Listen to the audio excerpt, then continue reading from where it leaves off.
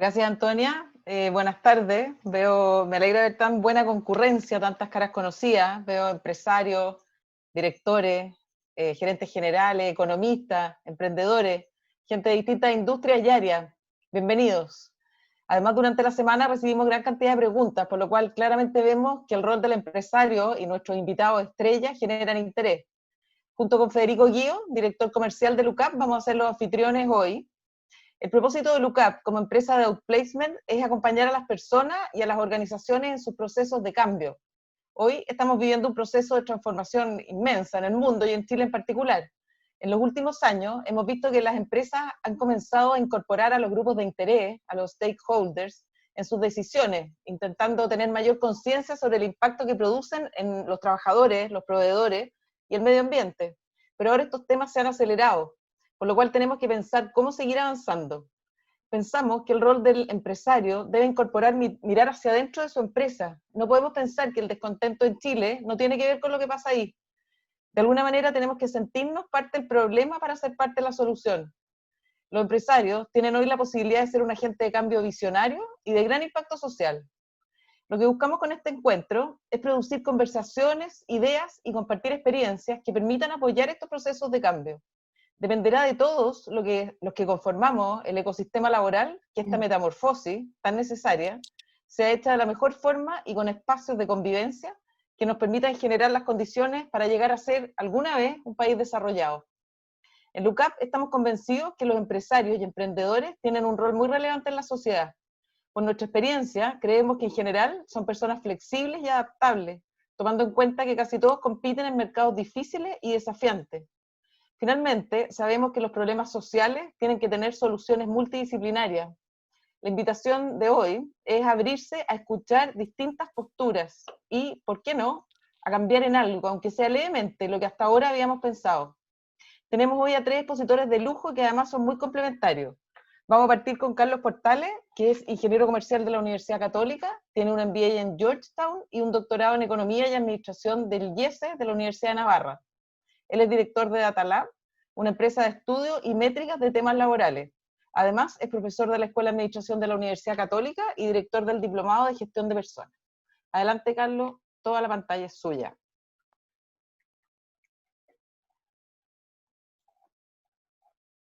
Está sin micrófono. Muy buenas tardes, muchas gracias a todos por tomarse el tiempo y particularmente muchas gracias a esta tremenda emprendedora que es Carla Fuenzalía, que nos logra convocar a todo el equipo, a Antonia Cabañaro, a Federico Guío, que nos están apoyando desde que se organizó esto. Y bueno, nuevamente a todos ustedes, a mis colegas panelistas, y a todos ustedes que se toman el tiempo, ojalá para poder conversar, reflexionar un poquito de un tema tan relevante como es el rol de la empresa en los tiempos que vivimos. Déjenme compartir una presentación para provocar la conversación y a partir de ahí vamos planteando algunas ideas.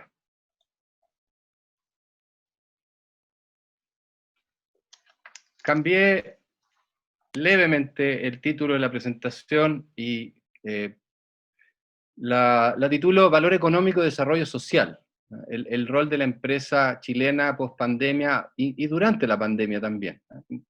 Y voy a abordar los temas que planteaba Carla, esta discusión o este análisis que tenemos que hacer de cuánto pueden hacer las empresas en términos de generar valor económico y también valor humano, cuánto hay que mirarse hacia adentro, cuánto hay que modificar prácticas, cuánto hay que innovar, cuánto hay que instalar nuevas prácticas. Pareciera ser que en alguna medida los antiguos modelos o parte de los antiguos modelos de gestión requieren algún ayornamiento, alguna modernización, algún cambio, dados los cambios que el país vive y también el mundo. Déjenme, lo que voy a plantear es el resultado de 20 años de trabajo con empresas, midiendo, como decía Carlos, nos dedicamos a la universidad y en DataLab a medir, sobre todo en el ámbito laboral. Vamos a terreno, hemos recorrido Chile muchas veces, hemos ido a todos los casinos, hemos ido a todas las casas de cambio, hemos ido a todas las fábricas que uno se puede imaginar, y buena parte de esta investigación es en terreno, conversando, con encuestas, con focus group, con entrevistas, con visitas prolongadas a terreno. A partir de ese trabajo van surgiendo algunas reflexiones. Es evidente que la gran empresa contribuyó significativamente al desarrollo de Chile, sin embargo, pensamos que eso no es suficiente. No es suficiente porque la empresa hoy por hoy no tiene una propuesta clara, o sea, tiene una propuesta clara en lo económico, aun cuando la productividad en este país ha ido decreciendo en el tiempo, en los últimos años. Entonces pareciera ser que hablamos de desarrollo, de crecimiento, de gestión, de management, pero el resultado agregado es que la productividad de Chile cae. En cuanto al compromiso con el valor social, es importante, pero es muy difuso el compromiso que hoy tiene la empresa chilena con el valor social que aporta. Esta definición que usamos en la escuela, siempre que la empresa es un conjunto de personas que se integran con tecnologías y otros activos para generar valor social a través de la generación de servicios, productos.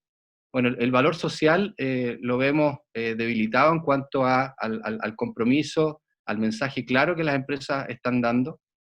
No digo no digo que no se plantee, digo que falta claridad, consistencia, y cuando se plantea muchas veces de carácter más bien asistencialista, donaciones y responsabilidad social, pero poco de valor compartido. Valor compartido entendido el concepto que acuñó Michael Porter hace ya varios años, en que el valor social y el valor económico están intrínsecamente ligados en el modelo de negocio de la compañía, en los procesos, en la cadena de valor, y no son un agregado ni un añadido, ni siquiera tienen un área adicional que se haga cargo de ellos, sino que desde las compras, abastecimiento, hasta el servicio de postventa, todas las áreas de la empresa están integradas en cuanto al valor económico y el valor social que generan. Y eso pasa por una interacción muy importante con los distintos actores con los que la empresa interactúa, particularmente los trabajadores. Entonces, el aporte pasado no ha logrado construir un capital social robusto para la empresa y su actividad. Eventos significativos, además, en los últimos años han minado la credibilidad en la empresa.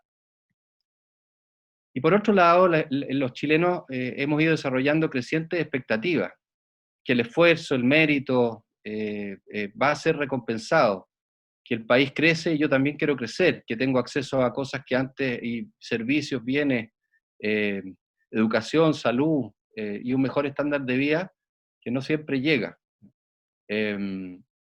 Y esas crecientes expectativas también, por supuesto, que han elevado la vara, y ya un generar empleo, la empresa da empleo, no es suficiente para lograr empatía y credibilidad de los chilenos en la empresa. La autocomplacencia, por otro lado, creo que es un peligro muy, muy complejo. Lo que hicimos bien probablemente no es suficiente para enfrentar el futuro en la empresa.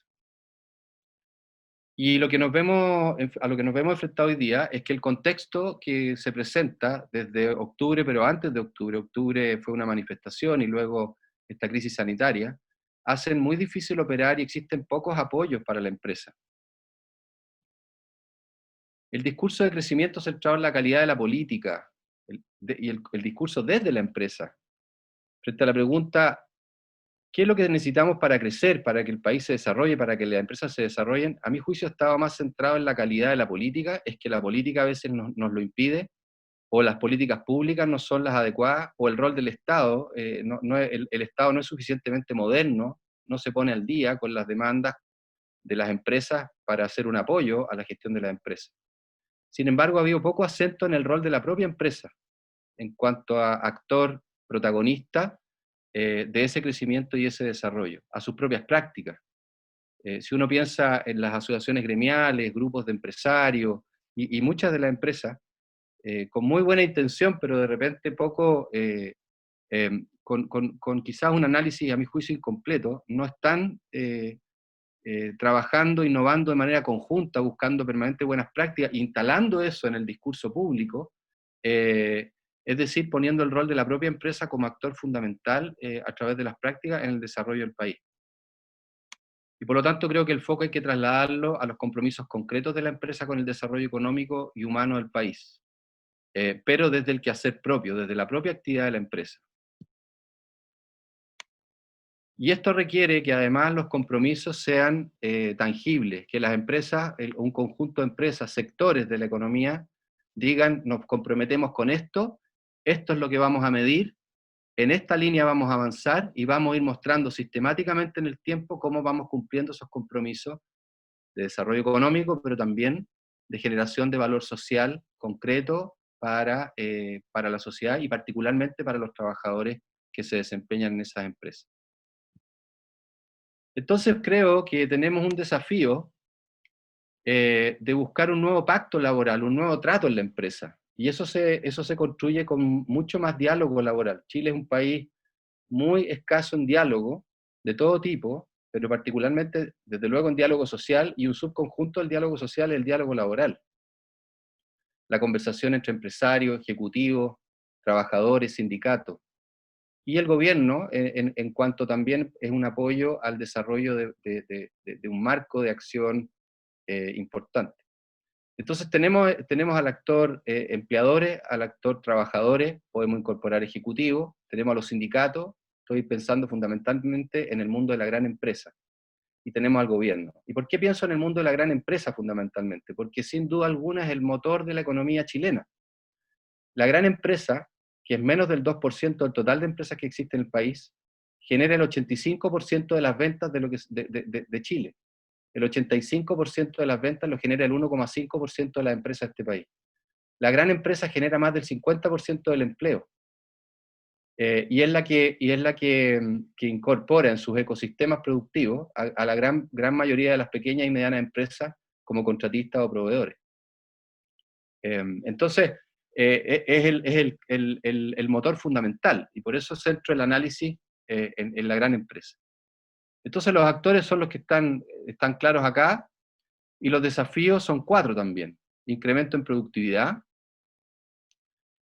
relaciones más horizontales, entendiendo que cada uno tiene un rol en la empresa, pero que eso no significa no tener un trato horizontal, en que la dignidad esté muy presente, en que el buen trato exista, y esto también es parte de las demandas que se plantearon o que se han venido planteando en Chile desde hace ya un tiempo.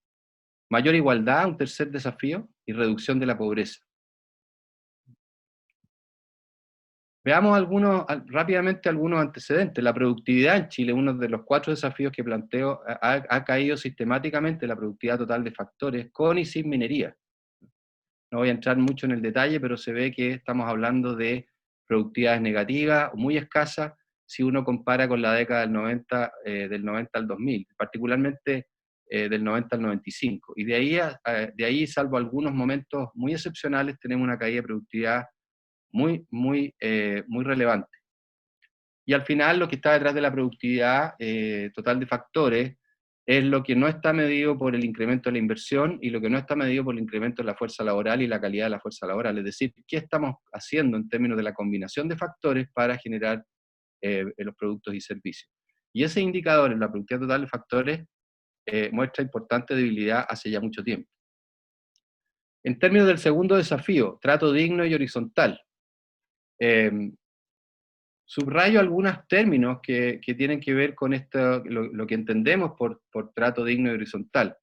Y en esta encuesta de espacio público se habla de trato humano, se habla de un mínimo nivel de calidad de vida, se habla de respeto, se habla de terminar con los abusos.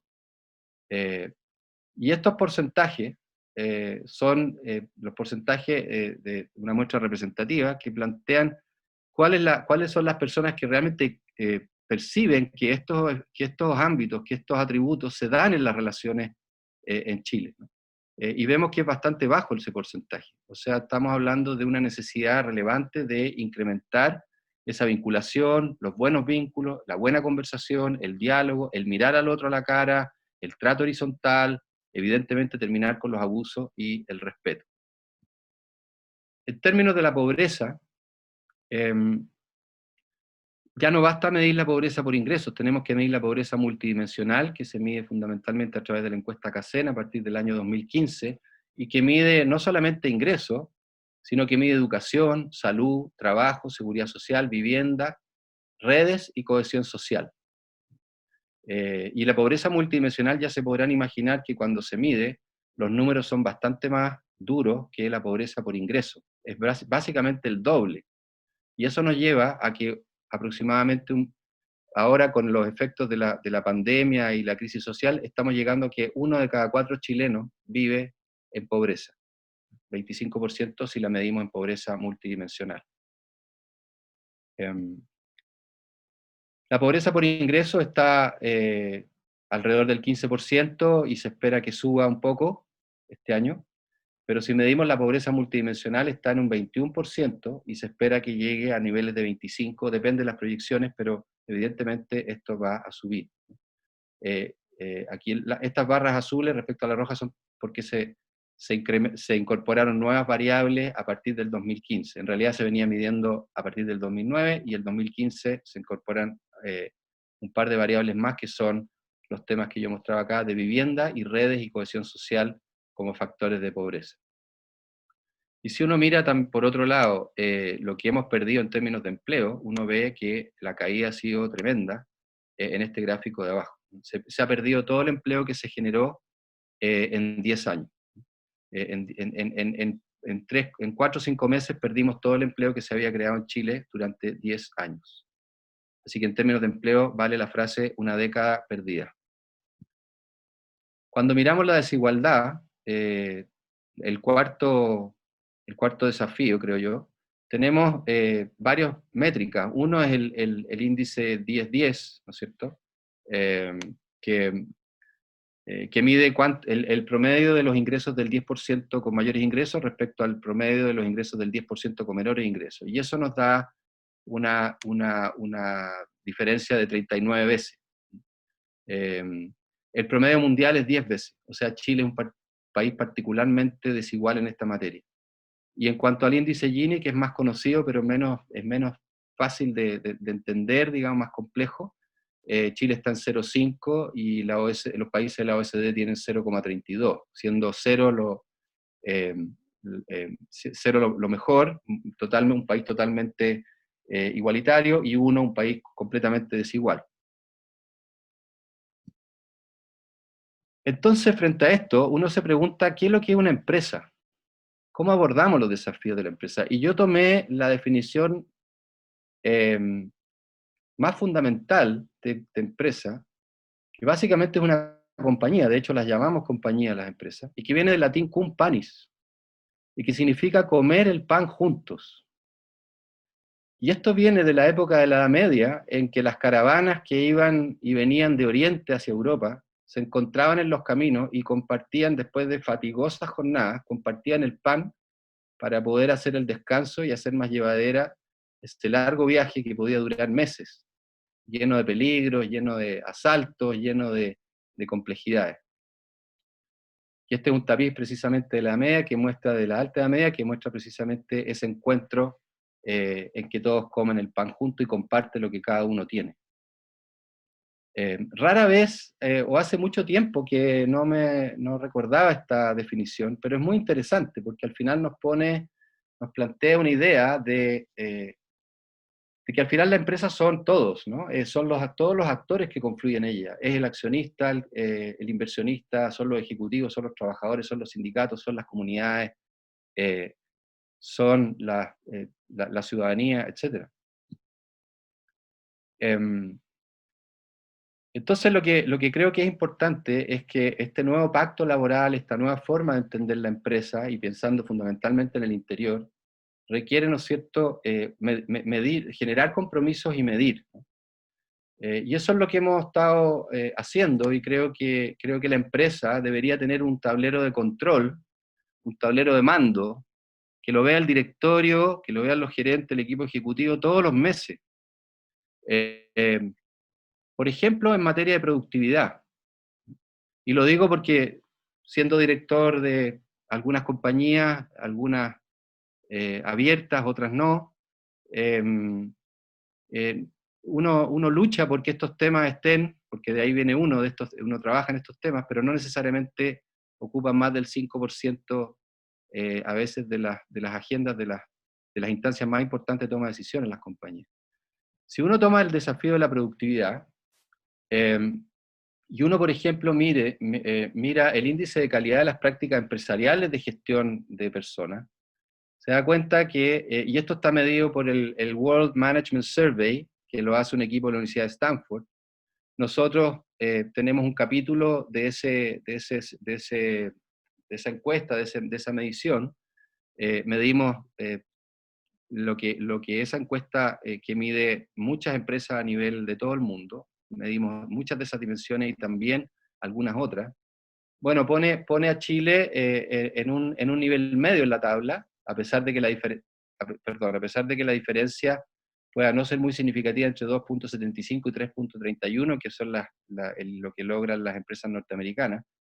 Sin embargo, lo que hay detrás de esto es que Chile, con esas prácticas, con ese nivel de implementación de las prácticas de gestión de capital humano, que van obviamente desde la selección, desde la buena inducción, desde las evaluaciones de desempeño con retroalimentación, que van con compensaciones con incentivos variables y participación en utilidades, que tienen que ver con altos niveles de capacitación y desarrollo, que tienen que ver con seguridad laboral, en fin, hay un catálogo de no muchas prácticas, pero muy concretas que impactan fuertemente en los resultados.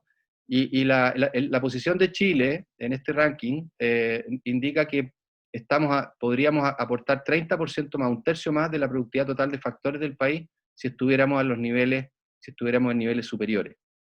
¿Qué quiero decir con esto? Que lo que hagan las empresas en su interior y la sumatoria de esas prácticas sí genera impactos muy relevantes en la productividad del país. No es menor, no es neutro lo que hacen las empresas en su interior. A veces este efecto no lo miramos, pero cada vez que yo mejoro las prácticas dentro de mi empresa, estoy contribuyendo de una manera muy significativa, medible y cuantificable a la mejora en la productividad del país. Y no en términos retóricos, sino que con métricas súper específicas. De hecho, el índice de relaciones laborales que medimos, muy similar al World Management Survey, ubica a las empresas chilenas con 56 puntos, que si lo llevamos a la escala de 1 a 5 que usa el ranking norteamericano, es básicamente el mismo puntaje. Y si uno abre esto y mira algunas prácticas adentro, uno dice, bueno, por ejemplo, ¿cuántas ideas entrega un trabajador al año promedio? Aquí tenemos en Chile un panel de 100 empresas. 0,9 ideas por trabajador al año que están registradas en algún lugar, en alguna plataforma. Y en Estados Unidos eso es 3,3 ideas por trabajador al año. Y aquí estoy hablando de sistemas de innovación desde la base, que le preguntamos al trabajador, usted que atiende un cliente, usted que está en la fábrica, usted que está en la bodega, ¿qué mejora se le ocurre? Regístrelo en una plataforma digital, manual, lo que sea, y estamos a gran distancia de lo que podrían ser estándares internacionales. Las horas promedio de capacitación en Chile son 33 promedio al año por trabajador, menos de una semana. En Estados Unidos son 56. Entonces, tenemos una distancia enorme en términos de productividad y también, obviamente, estas prácticas apuntan al desarrollo y a la movilidad social y a la instalación de capital humano en las personas que trabajan en la empresa.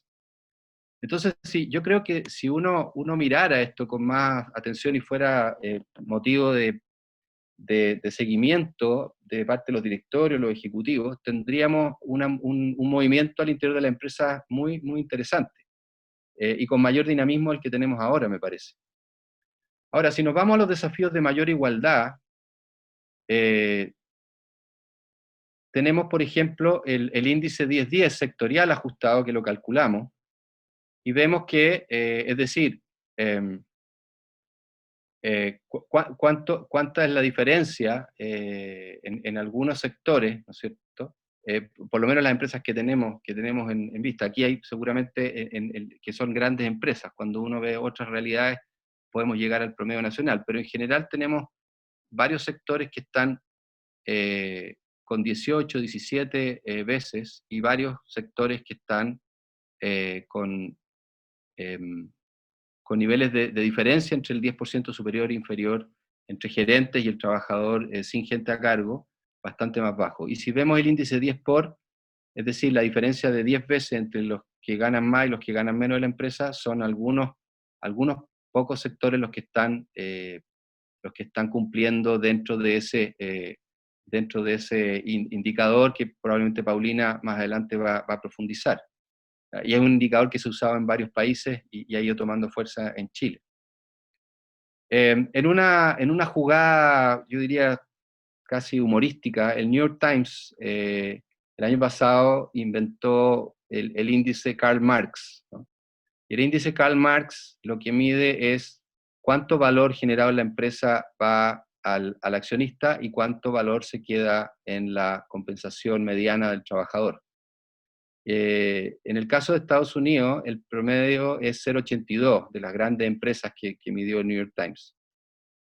Eso quiere decir que es menor a 1 y por lo tanto estaría recibiendo más en términos de compensación, la distribución sería más tendiente a premiar el salario, el esfuerzo del trabajador respecto a la utilidad del accionista.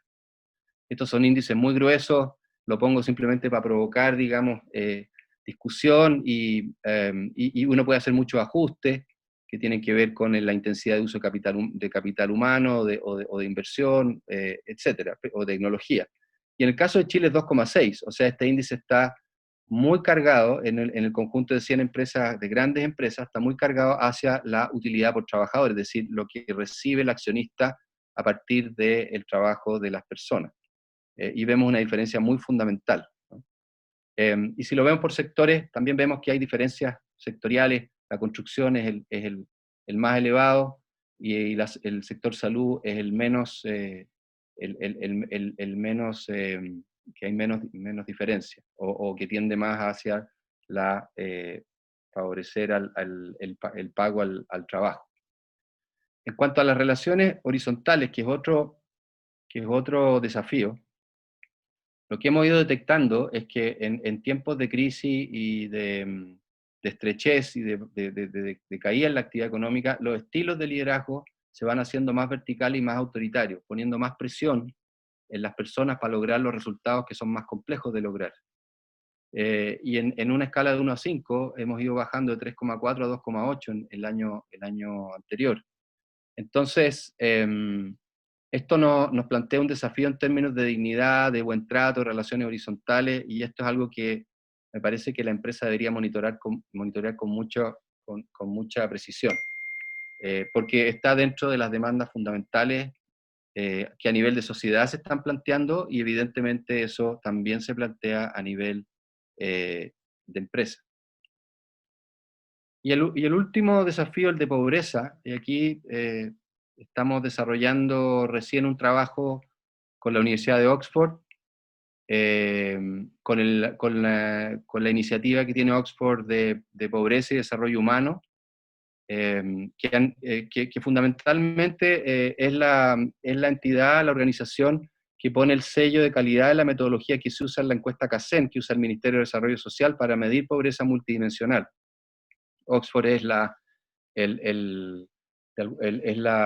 universidad y el centro de investigación que valida la metodología que se está siguiendo para medir la encuesta CACEN. Y ellos han desarrollado una medición para la pobreza multidimensional al interior de las empresas, y nosotros estamos trabajando con ellos intentando instalar esta medición dentro de las organizaciones en Chile desde hace algunas semanas, meses atrás. Y lo que uno se da cuenta, aquí hay un caso de 3 operaciones mineras, lo que uno se da cuenta es que cuando uno mide pobreza de acuerdo a los ingresos en los empleados y los hogares de esos trabajadores, solamente el 1% de los hogares en estas operaciones mineras presenta pobreza por ingreso. Sin embargo, cuando uno mira vivienda, hay 13% de los hogares que tienen condiciones de vivienda precaria. Hay 24% de los hogares en que alguno de sus integrantes mayor de 18 años no estudia ni trabaja.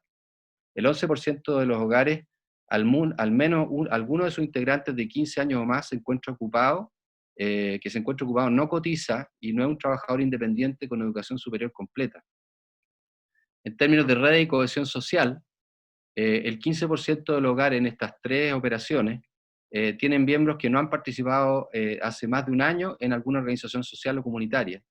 Y el 17% de los hogares de esos trabajadores no cuenta con algún miembro, o sea, no tiene con quién apoyarse en situaciones de cuidado de ciertas personas o situaciones de emergencia. En cuanto a la educación, esos hogares de estos trabajadores que, digamos, tienen sueldos líquidos sobre el $1.000.000, para clarificar ese punto, en la mediana es sobre $1.000.000 líquido. Sin embargo, el 22% de esos hogares hay más de alguna persona que no logra alcanzar la escolaridad que le corresponde. Y en términos de salud, en el 21% de los casos, no pudieron, teniendo un problema de salud, no pudieron tener una consulta por falta de dinero o porque les costó mucho llegar al lugar de atención. Particularmente a Santiago, viajando desde el norte por especialidades médicas que no se encuentran en el norte y que requerían viaje a la capital. Y uno puede mirar ya no solamente cuáles son los índices de pobreza en esas tres operaciones mineras, sino más ampliamente un panorama más completo del conjunto de todos los trabajadores, no solamente el segmento que está en situación de pobreza multidimensional, sino que uno puede ver el estado de la vivienda, qué porcentaje tiene vivienda propia, un poquito más de la mitad. El estado de la vivienda en el 42% es bueno, pero en el 35% es regular y el 23% es malo. El 52% tiene antecedentes comerciales en DICOM, siendo la mediana del sueldo líquido de los trabajadores $1.100.000. Esto es muy importante, el 36% de los trabajadores de estas empresas destina más del 70% de su ingreso al pago de deudas. Deudas que incluyen cajas de compensación, deudas bancarias, casas comerciales, automotoras, deudas de la educación de los hijos, prestamistas, etc. El catálogo de deudas es largo y las medimos todas. En educación, el gasto promedio de hijos que estudian en el norte es de $204.000, pero aquellos que tienen hijos estudiando en Santiago, eso prácticamente se duplica. Entonces uno ya empieza a ver que este $1.000.000 se empieza a hacer estrecho si las familias tienen 1, 2 o eventualmente 3 hijos estudiando en centros de formación técnico o en la universidad. No todos los trabajadores y sus hogares tienen enseñanza media completa. El nivel de formación técnico profesional no alcanza la mitad y universitaria también es muy bajo. En cuanto a salud, hay muchos de estos, y esto lo estoy mostrando para entender que de repente, para hacer un punto muy central, de pronto pensamos que el ingreso es suficiente, decimos, pero estas personas ganan más de $1.000.000, sin embargo, cuando uno logra estudiar, analizar, explorar lo que ocurre dentro de los hogares, la realidad es muy distinta. Casi la mitad de los hogares presenta familiares con enfermedades crónicas. Solo el 40% cuida su alimentación y solo el 20% practica deporte con cierta regularidad. Menos de la mitad sabe cuánto tiene ahorrado en su fondo. 35% cotiza en una APB. El 14% tiene menos de 10 millones acumulados en su cuenta en la AFP. 38% tiene entre 10 y 30 millones, 37% tiene entre 30 y 70 millones, y solamente el 11% tiene más de 70 millones, con lo cual uno ya puede hacer un cálculo muy grueso de cuáles van a ser las pensiones de esas personas cuando jubilen. En el 25% de los hogares de estas familias deben mantener a más de 5 personas, con lo cual el ingreso per cápita cae de manera muy importante. Cuando uno dice, bueno, ¿cuál es el ingreso per cápita? Y ahí consideramos los otros ingresos, por supuesto, que entran a aportar a ese hogar. El 23% de esos hogares tiene hijastros que no recibe beneficios, tiene a cargo adulto mayor que implica un gasto promedio mensual de $101.000 y tiene que mantener económicamente a 6 personas o más, ¿no? 21%. Entonces, este panorama en 3 empresas, que es lo que queremos expandir y sobre los cuales queremos reflexionar y que sea parte integral de las políticas de este valor compartido de la empresa en nuestro camino por generar valor económico, la pregunta es cómo podemos integrar en nuestro modelo de negocio la gestión del capital humano, la gestión de esta sociedad que tenemos inserta dentro de la compañía, de manera de lograr mejores condiciones de vida y con eso, por supuesto, también mayor compromiso con la organización y mayor productividad al tener trabajadores cuya situación de vida está, en sus parámetros más fundamentales, está razonablemente resuelta o tiene un cierto nivel que le permite no tener una presión permanente que puede surgir desde muchas de estas variables que estoy mencionando. Y lo otro, entonces, y por lo tanto el valor económico y el valor humano y social van de la mano. El valor económico, si no se genera valor económico, no se puede desarrollar valor humano y social, es muy difícil, las compañías necesitan recursos, y por otro lado, cuando se genera valor humano y social, eso se retorna en términos de valor económico, y eso también lo hemos medido cuando miramos el EBITDA por trabajador en las compañías que van mejorando su índice de relaciones laborales y el World Management Survey, vemos que ese EBITDA por trabajador está explicado en un 30% por las prácticas que estamos midiendo.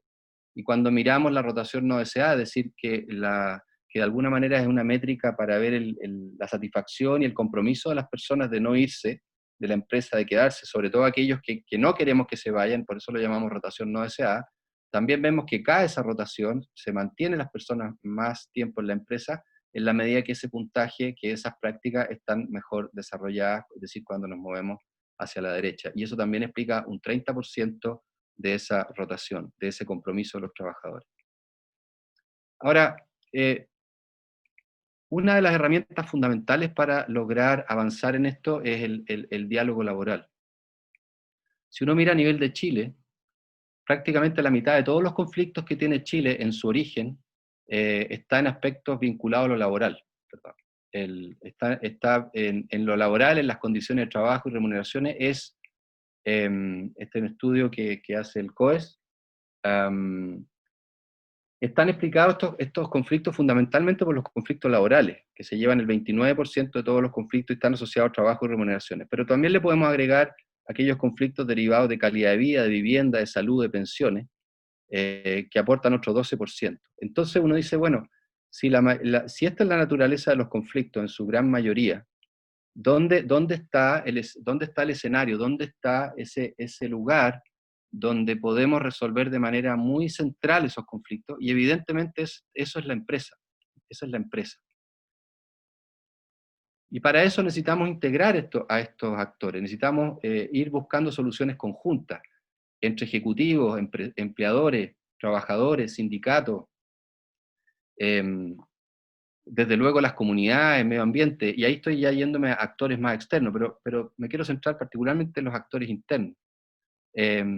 Y por lo tanto, ese diálogo para ir buscando soluciones conjuntas, muchas veces en nuestra experiencia desarrollando mesas de trabajo entre empleadores y trabajadores y sindicatos, surgen muchas ideas desde la base, desde los propios trabajadores, desde los sindicatos, que pueden ser, que conocen una realidad o tienen un ángulo de mirada a la realidad distinto al que pueden tener los ejecutivos, los directorios, y finalmente eso genera una gran complementariedad y termina generando mejores soluciones, más a la medida, más adaptadas, más realistas, más prácticas, que atienden a realidades específicas de cada empresa. Y en el mapa que dibujamos de dónde están las relaciones laborales en Chile, vemos que en general las relaciones laborales en Chile en dos dimensiones. Una, en la agenda que los empleadores tienen con los sindicatos y trabajadores, más bien son agendas unidimensionales y de corto plazo. Pocos temas. Hay poco tema que hablar, normalmente tiene que ver con los contratos de instrumentos colectivos, temas higiénicos, pero no hay una agenda amplia de temas de futuro, desarrollo, de cómo podemos mejorar el crecimiento y desarrollo de la empresa, incorporar tecnología, y en ese proceso cómo pueden verse beneficiados los trabajadores en las dimensiones que estábamos conversando antes. Y por otro lado, la dimensión de la colaboración en el conflicto. O sea, en el eje horizontal está de qué hablamos en la empresa, y en el eje vertical está cómo hablamos, desde la colaboración desde el conflicto. Entonces vemos que tenemos dos grandes tipos de relaciones. El paternalismo, en que el empleador de alguna manera es el conductor que va manejando el desarrollo de la empresa, por supuesto, le corresponde el rol de administración, pero con muy poca integración de trabajadores y sindicatos en procesos de mejora, en búsqueda de ideas y soluciones.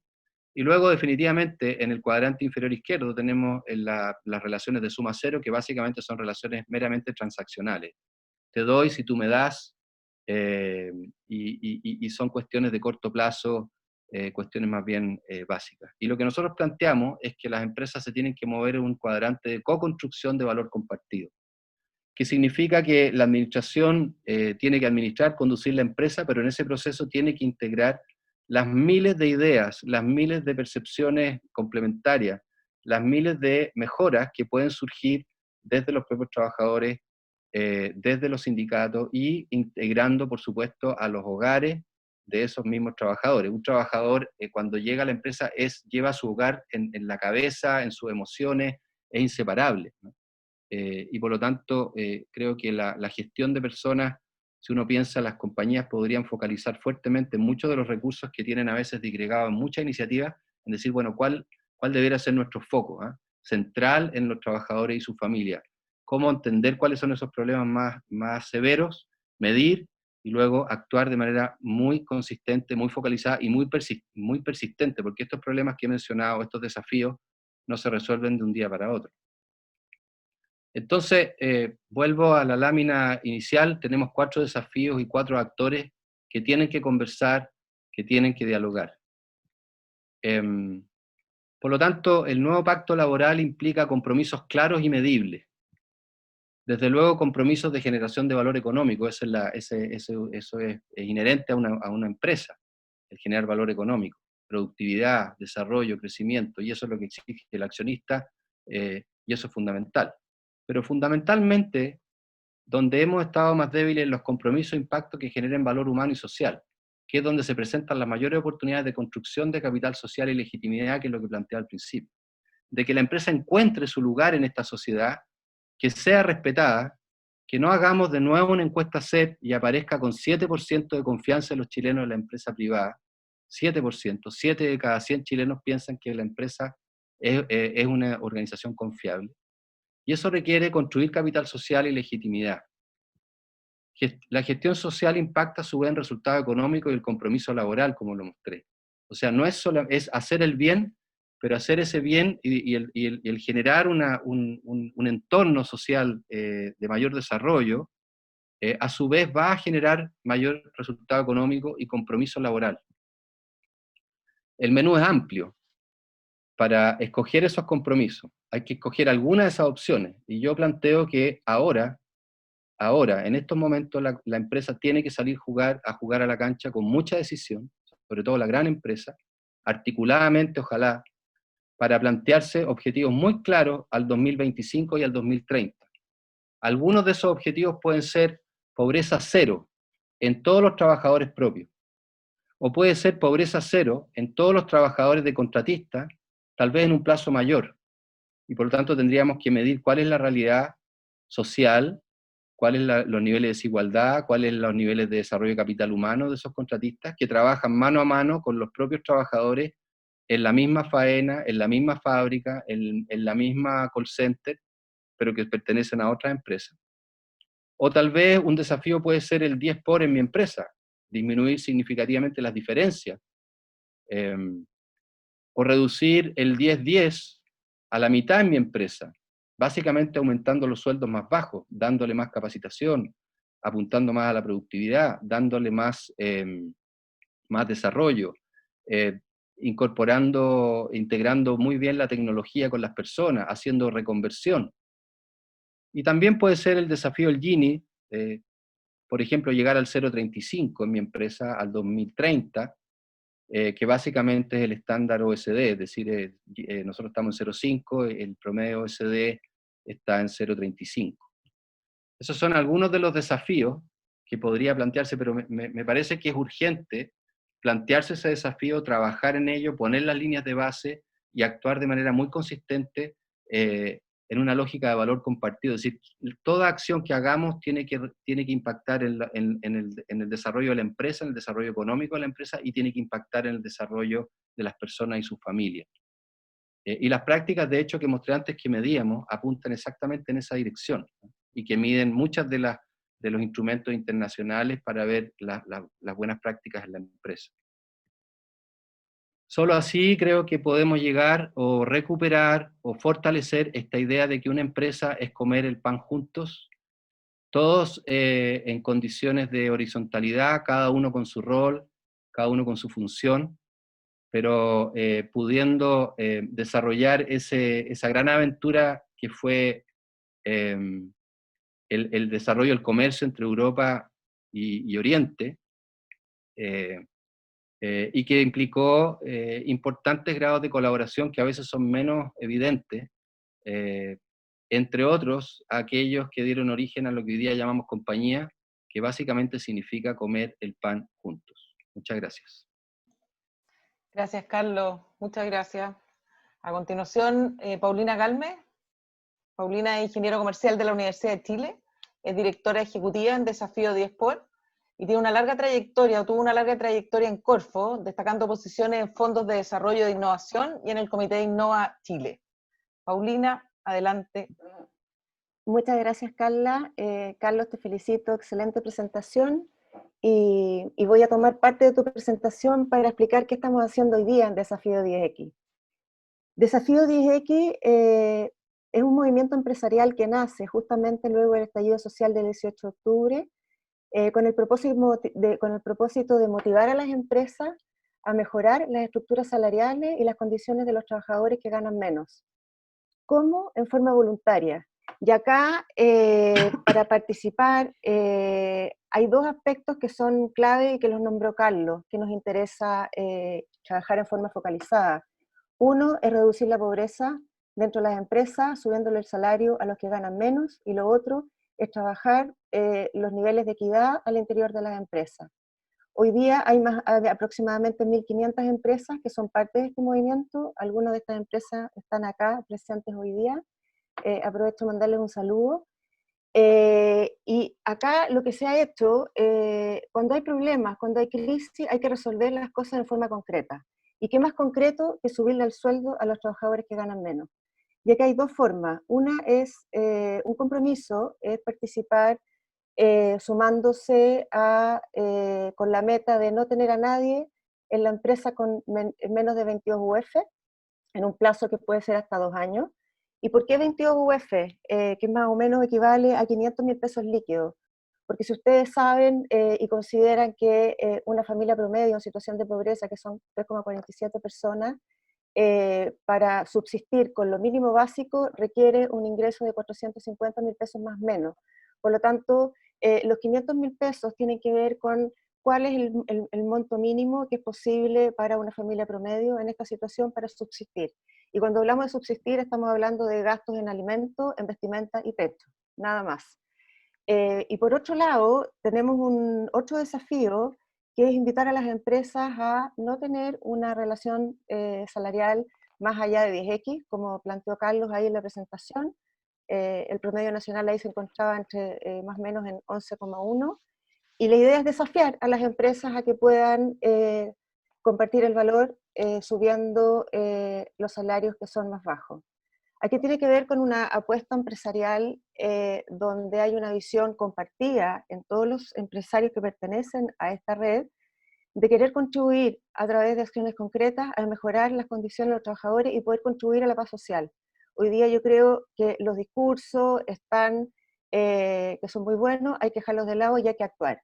Y el llamado de la Fundación 10X es hoy día: sumémonos, actuemos, trabajemos en revisar las brechas salariales que hay al interior de las empresas, veamos cuál es el nivel de pobreza que hay al interior de nuestras empresas, qué está pasando con los gastos de capacitación adentro de las empresas, están yéndose más hacia los trabajadores que necesitan aumentar su capacitación para poder acceder a mejores salarios, o se están yendo más a sectores de ejecutivos o intermedios.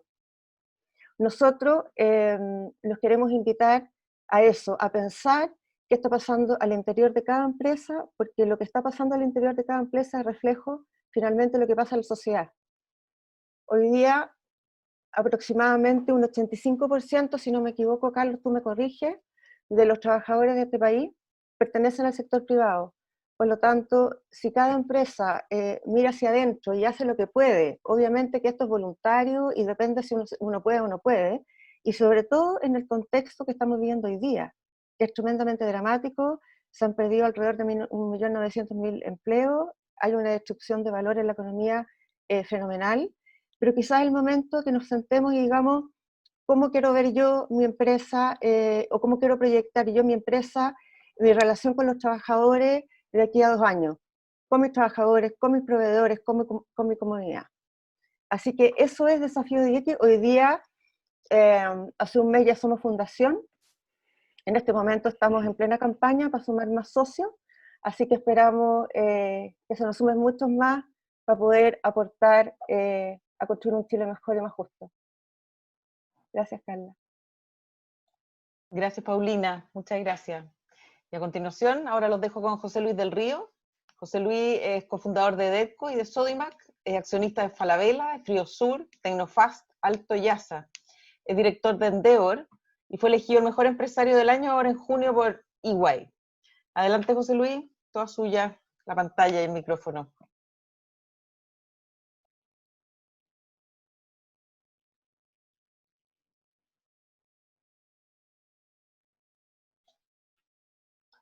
José Luis, ¿estás? Hay que conectar el micrófono.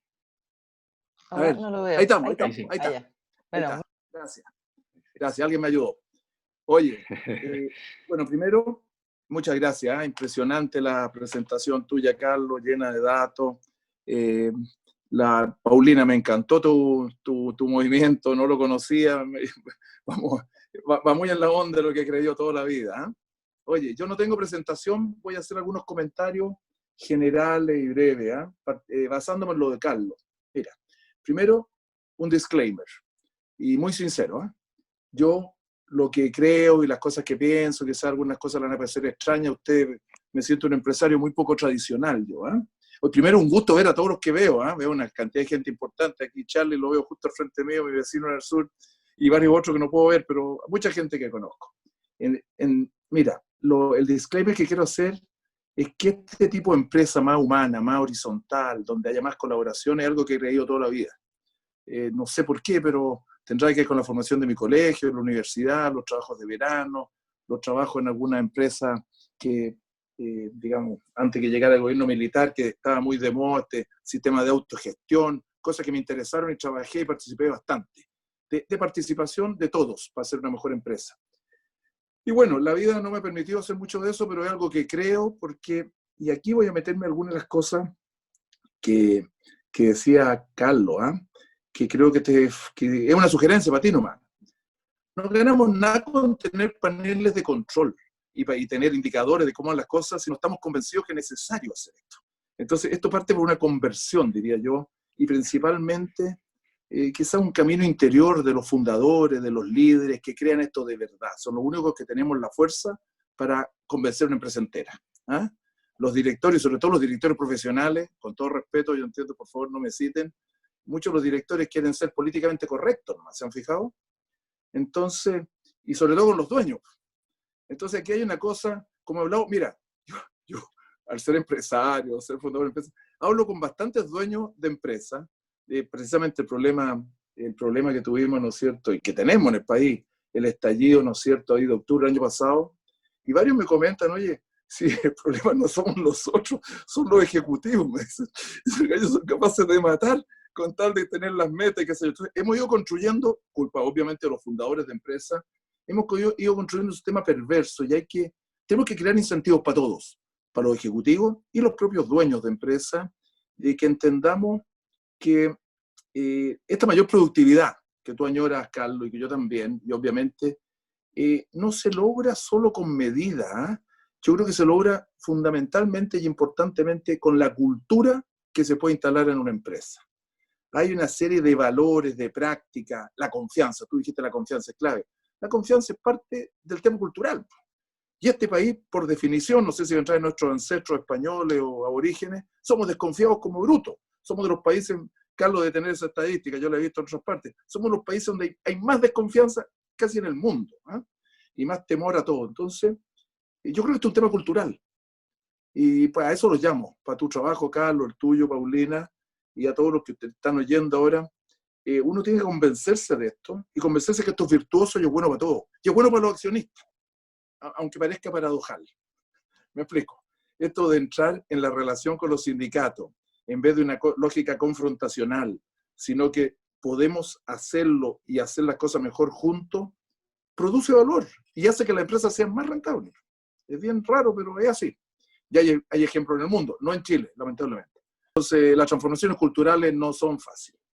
Tiene que partir por un convencimiento importante de que es necesario y al mismo tiempo una acción constante y profunda sobre el modo como tiene que funcionar la empresa. ¿Ah? Mira, déjame anécdota, yo soy mucho más desordenado que el profesor Portales, pero yo me acuerdo el año, y este ejemplo es de Friosur, que me gusta. En Friosur, déjame explicar, si los que no conocen lo que es. Es una empresa pequeña, instalada en una de las fronteras de Chile, en Aysén, la región más pobre de Aysén, de Chile, era, ¿ah? Y donde fuimos la primera empresa chilena en entrar a una pesca que no hacía ninguna otra empresa chilena, pescaban solamente los españoles, los coreanos y los japoneses. ¿Ya? Y yo me acuerdo echarle, a propósito, al fundador del grupo ustedes, a la inauguración de nuestra empresa fue don Anacleto. Fue en el mismo avión que yo, que casi se nos cae en Twin Otter, estoy hablando del año 84. ¿no? De curiosidad, saber cómo hacíamos, porque en Pesquera Iquique el norte no le estaba funcionando hasta la pesca blanca, quería saber qué es lo que hacíamos nosotros. Bueno, desde el año 84 hasta ahora lo hemos pasado pésimo. Y ustedes se salvaron, digamos, grupo quiero no meterse en pesca blanca, porque no es fácil. ¿Ah? Pero lo hemos pasado pésimo. El mar, el clima. Esto es muy importante para el contexto, ¿eh? Perdone que me extienda. El mar, el clima, las políticas de los sucesivos gobiernos. ¿Ah?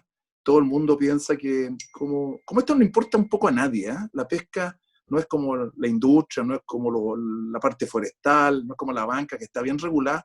Este es el Far West.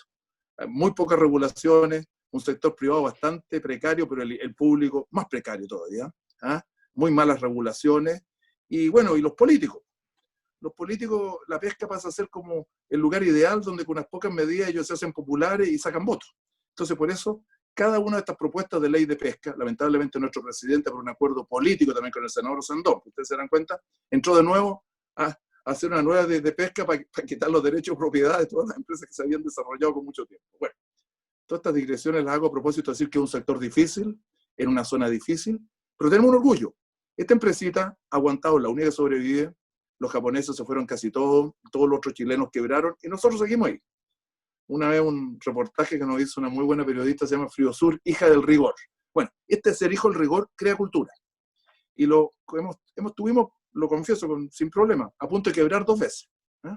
Cuando se acaban los pescados, pues no hay nada que hacer, se acaban los pescados y se los reparten a cualquiera. Fíjate que eso ha creado una identidad, una unión, una alianza, que sé que es mucho más difícil, la empresa muy exitosa, mucho más grande, entre todos los trabajadores y nosotros. Porque nos dimos cuenta que estábamos juntos en el mismo buque. Yo me acuerdo que después de batallar algo, recién vuelto a la democracia, el año 90, ¿no es cierto? Tuvimos una toma por un dirigente sindical un poco loco, era un poquito malo de la cabeza este hombre. ¿eh? Se tomó la empresa. Estábamos conversando. Y fíjate que se la tomó con violencia, no podíamos entrar, y yo llamé a la fuerza pública. Dije, no puede ser, si volvemos a la democracia, yo me puse al gobierno militar toda la vida, no tengo ninguna vergüenza en decirlo, yo creo en la democracia, en los valores los he creído siempre. No puede ser que ahora en democracia vamos a aguantar violencia. Y el intendente no se atrevía a actuar, pero mandó al Ceremi de Salud, al Ceremi del Trabajo, un señor muy importante, entonces él tratando de ser como árbitro intermediario. Me dice, bueno, es que usted, la empresa, los trabajadores quieren esto, pero usted es la empresa. Aguántese un poquito. ¿Cómo que la empresa por un lado y los trabajadores por otro? Entonces, yo entiendo que la empresa somos 3 patas acá. Una serán los fundadores y los dueños, otro los ejecutivos y otro los trabajadores. Entonces no me puede hablar de los trabajadores y la empresa. Los trabajadores son la parte más importante de la empresa. Fíjate que fue notable. Yo era mucho más joven, obviamente, hace como 40 años ya. El hombre me mira un rato y me dice, oiga, ¿usted de verdad cree eso, José Luis? Lo pienso, pero profundamente. Sin las 3 partes no hay empresa.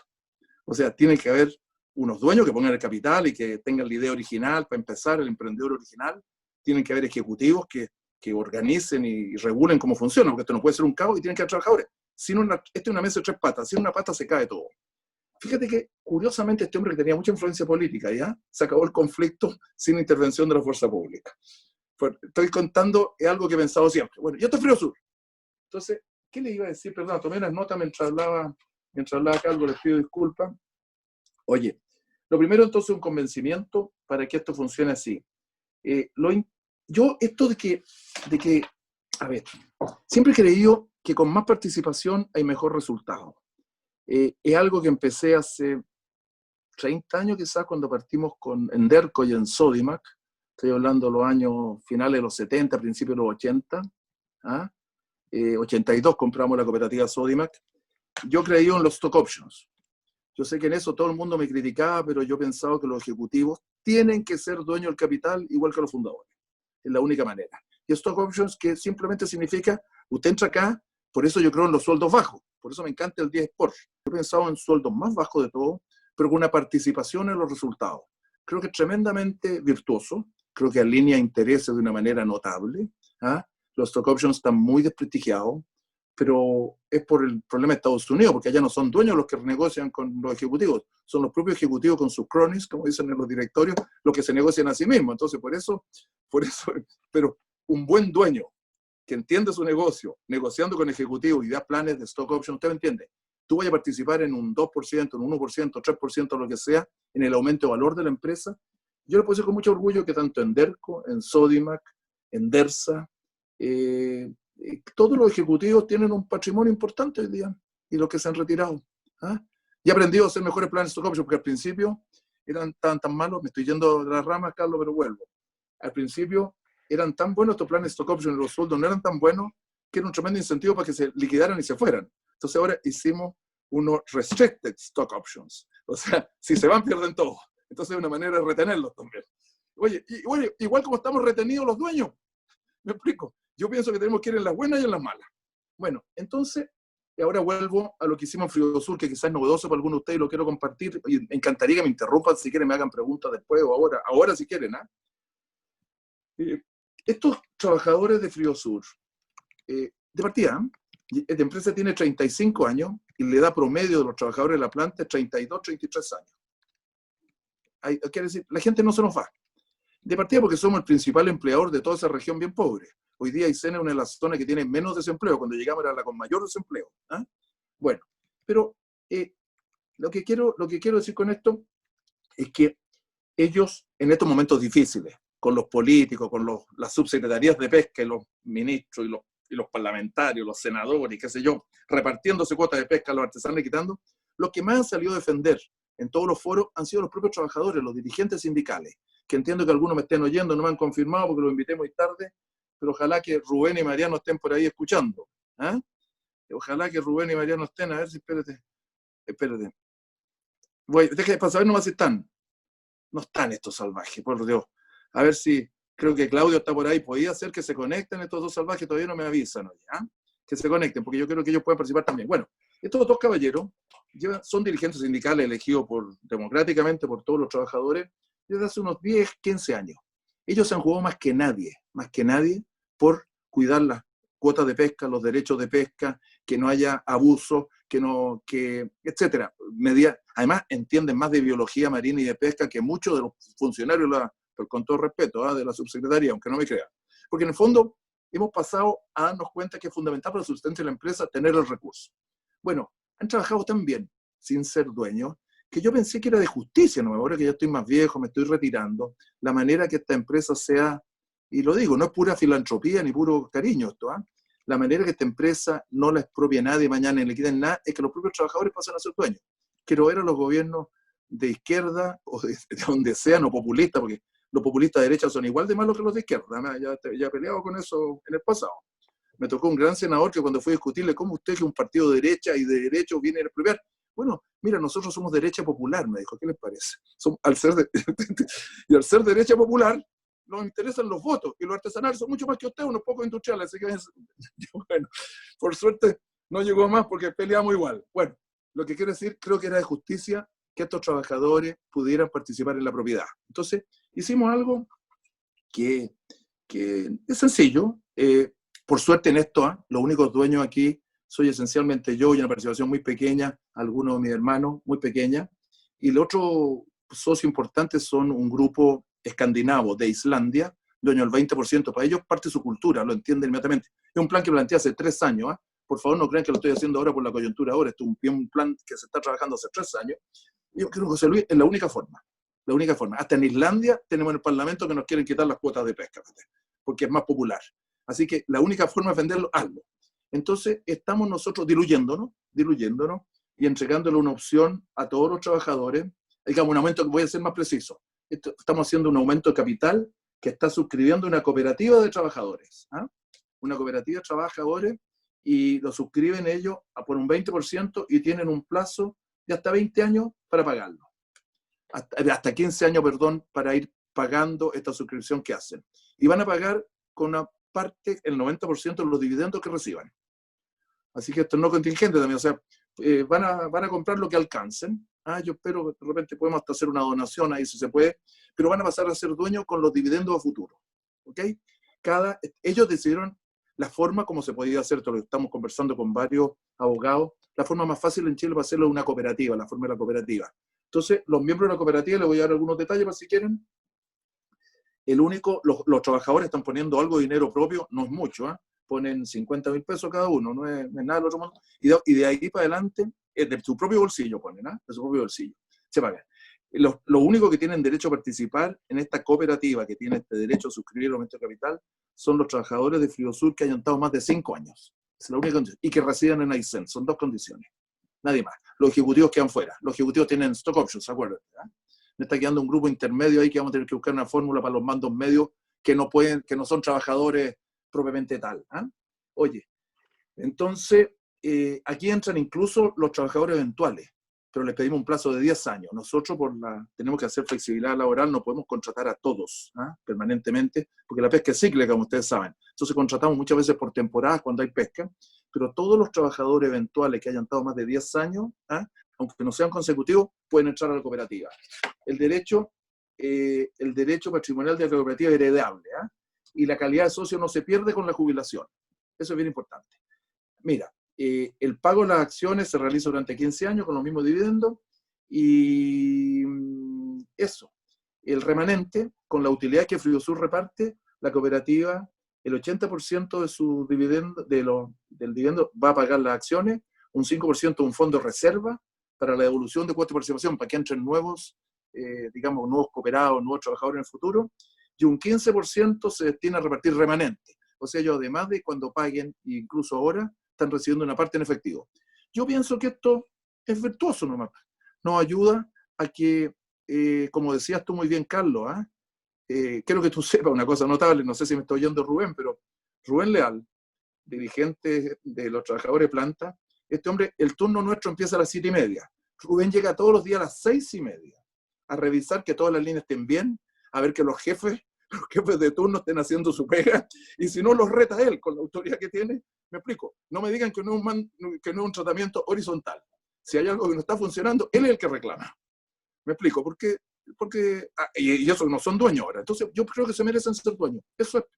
No sé si hay algo más que pudiera comentarle, a ver si tomé alguna nota. Mira, yo creo que esta cultura se crea esencialmente teniendo confianza, y para eso hay que confiar uno en otro. Y bueno, y la confianza se gana merecidamente, quiere decir, diciendo la verdad siempre, diciendo siempre la verdad, siendo muy transparente. Ellos tienen acceso, como les digo, les conté que ellos desde hace como 15 años participan en las reuniones de planificación anual nuestra. ¿Había dicho eso o no? No lo conté, ¿o no? Ya, lo menté, varios ejecutivos estaban muy nerviosos, y desde entonces no me voy acostumbrando, ellos participan en las reuniones de planificación, no participan en los directorios. Ahora van a poder participar en el directorio, tienen derecho a nombrar un director, al ser dueño del 20%. Tenemos 5 directores en la empresa. Bueno, eso es, no sé cómo decirlo. Lo dijo muy bien Carlos. Creo que la empresa, tenemos que dejar de ser esta empresa filantrópica que da algunas donaciones por el lado y con eso salva su conciencia. Creo que tampoco el concepto de Michael Porter a mí también me queda un poco chico, de valor compartido, Carlos. Creo que tiene que ser mucho más. A mí me gusta mucho lo que hacen, algunos franceses están haciendo esto. Ellos hacen como que en el centro, el quehacer de su empresa, está esto de hacer una empresa para todo y con valor para todos. Y la verdad que, no sé, la verdad que es muy notable. ¿Ah? Ellos, por ejemplo, distinguen filantropía, shared value, Porter, responsabilidad social empresarial, que muchas veces yo lo encuentro algo de publicidad esa cuestión también. ¿Ah? Después las empresas B, y han llegado como el sumo, ¿no? La empresa altruista. Fíjate que hay un ejemplo, no sé si lo conocen los empresarios grandes, ahí los que están ejecutivos de grandes empresas. ¿Ustedes conocen Danone? Danone es una empresa impresionante. Y no es una empresita chica, es más grande que cualquiera de las chilenas que estamos aquí, ¿no? Oye, Danone se cree esto en serio. Acaban de cambiar sus estatutos para ser una empresa que se dedica a servir a la sociedad y a alimentar bien al mundo y a cuidar a sus trabajadores y a los entornos donde viven. Y lo han puesto en su estatuto. Entonces, hay mucho que aprender, pero bueno, Danone lleva una cultura de 30 años construyendo esto. Esto no se hace un día para otro, ni se hace con un puro indicador. Yo creo que hay que proponerse, construir una cultura en torno a estos valores. Eso es. ¿Ah? Muchas gracias, José Luis. Te agradezco mucho. Ahora vamos a pasar a la parte de preguntas, que las va a hacer Federico, que trabajó 5 años en Danone, así que está muy contento con lo que estás diciendo. Ah, qué bien. Oye, quedé muy contento con esa mención, José Luis. Muchas gracias. Es que se la merecen, se la merecen. Sí, la verdad que son muchos años de los fundadores, que justamente de los fundadores que han trabajado este concepto dual, al menos en esa época, los 70 y algo. Oye, tenemos varias preguntas que nos llegaron, hay algunas preguntas que están acá, vamos a ver cómo estamos con el tiempo, pero vamos a partir rápidamente. Quería hacer la primera pregunta a Paulina. Paulina, en la experiencia que han tenido ustedes en el desafío de IX, ¿cuáles han sido los principales obstáculos, las principales objeciones que te reportan las empresas que tienen interés en incorporarse en el desafío, pero que ven esos obstáculos como una imposibilidad o lo ven lejano en el tiempo, más allá del momento que estamos viviendo, que alguien también está preguntando eso?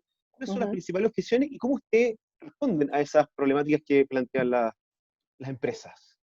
A ver, nosotros acabamos de hacer una encuesta con las empresas que tenemos adentro, que como les comentaba antes son 1.500, para que nos contaran cuál había sido su experiencia en haberse sumado a Desafío 10X por alguna de las dos entradas, digamos, subir el sueldo a los trabajadores a un mínimo de 20 VOF por un lado, o por la meta del 10X. Y en general, yo diría, un altísimo porcentaje está muy contento con los resultados obtenidos porque han logrado con esto, porque el subir el sueldo tiene que ver con una revisión mucho más allá de yo te subo el sueldo. Aquí primero hay que sentarse, revisar una escala salarial, revisar, medir la brecha que existe al interior de las empresas.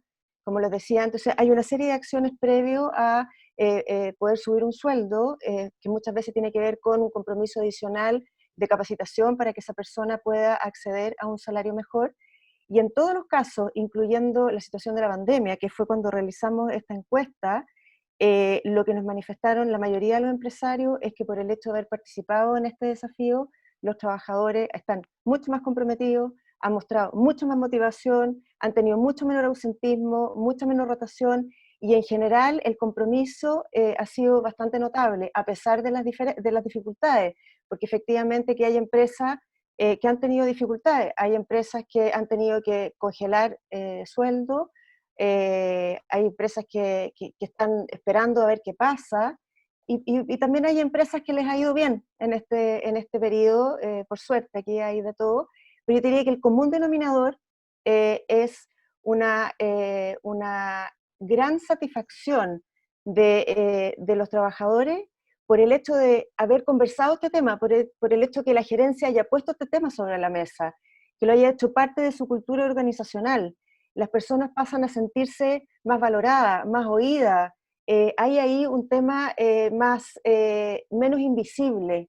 Yo no sé si Carlos recuerda, mostró por ahí en algún minuto que uno de los principales aspectos que mencionaban los trabajadores era el trato laboral.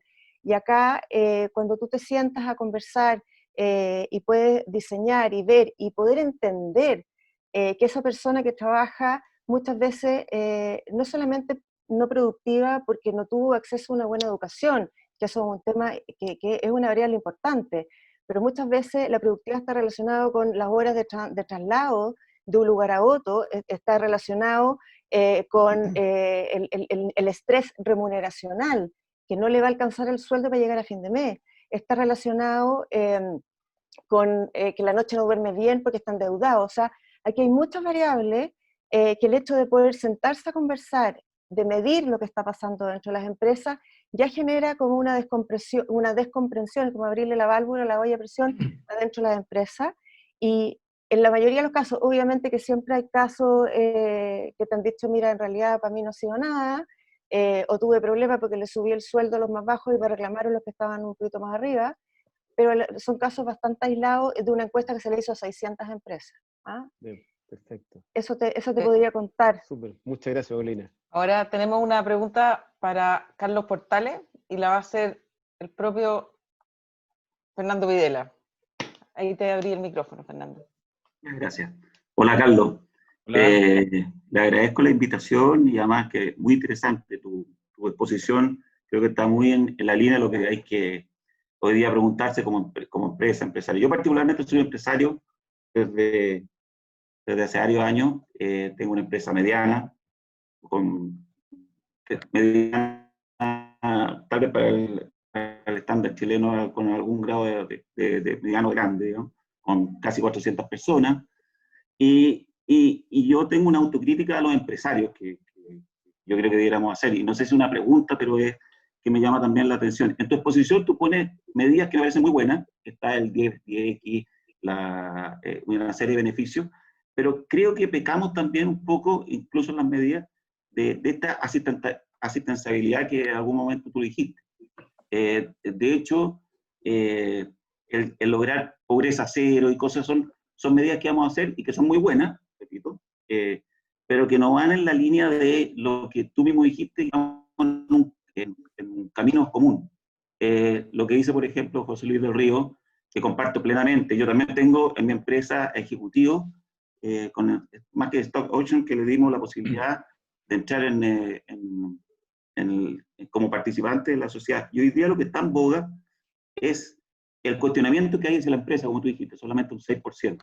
Para no hacerle la pregunta, ¿cómo podemos hacer que realmente todos se sientan? Y me da la impresión que es única o principalmente con una participación de verdad o en la empresa o en la utilidad de la empresa, de los trabajadores. El sentimiento de que se siente cuando alguien pertenece, que lo reflejó muy bien José Luis, es muy distinto a cuando un empleado, aun cuando tenga un buen sueldo.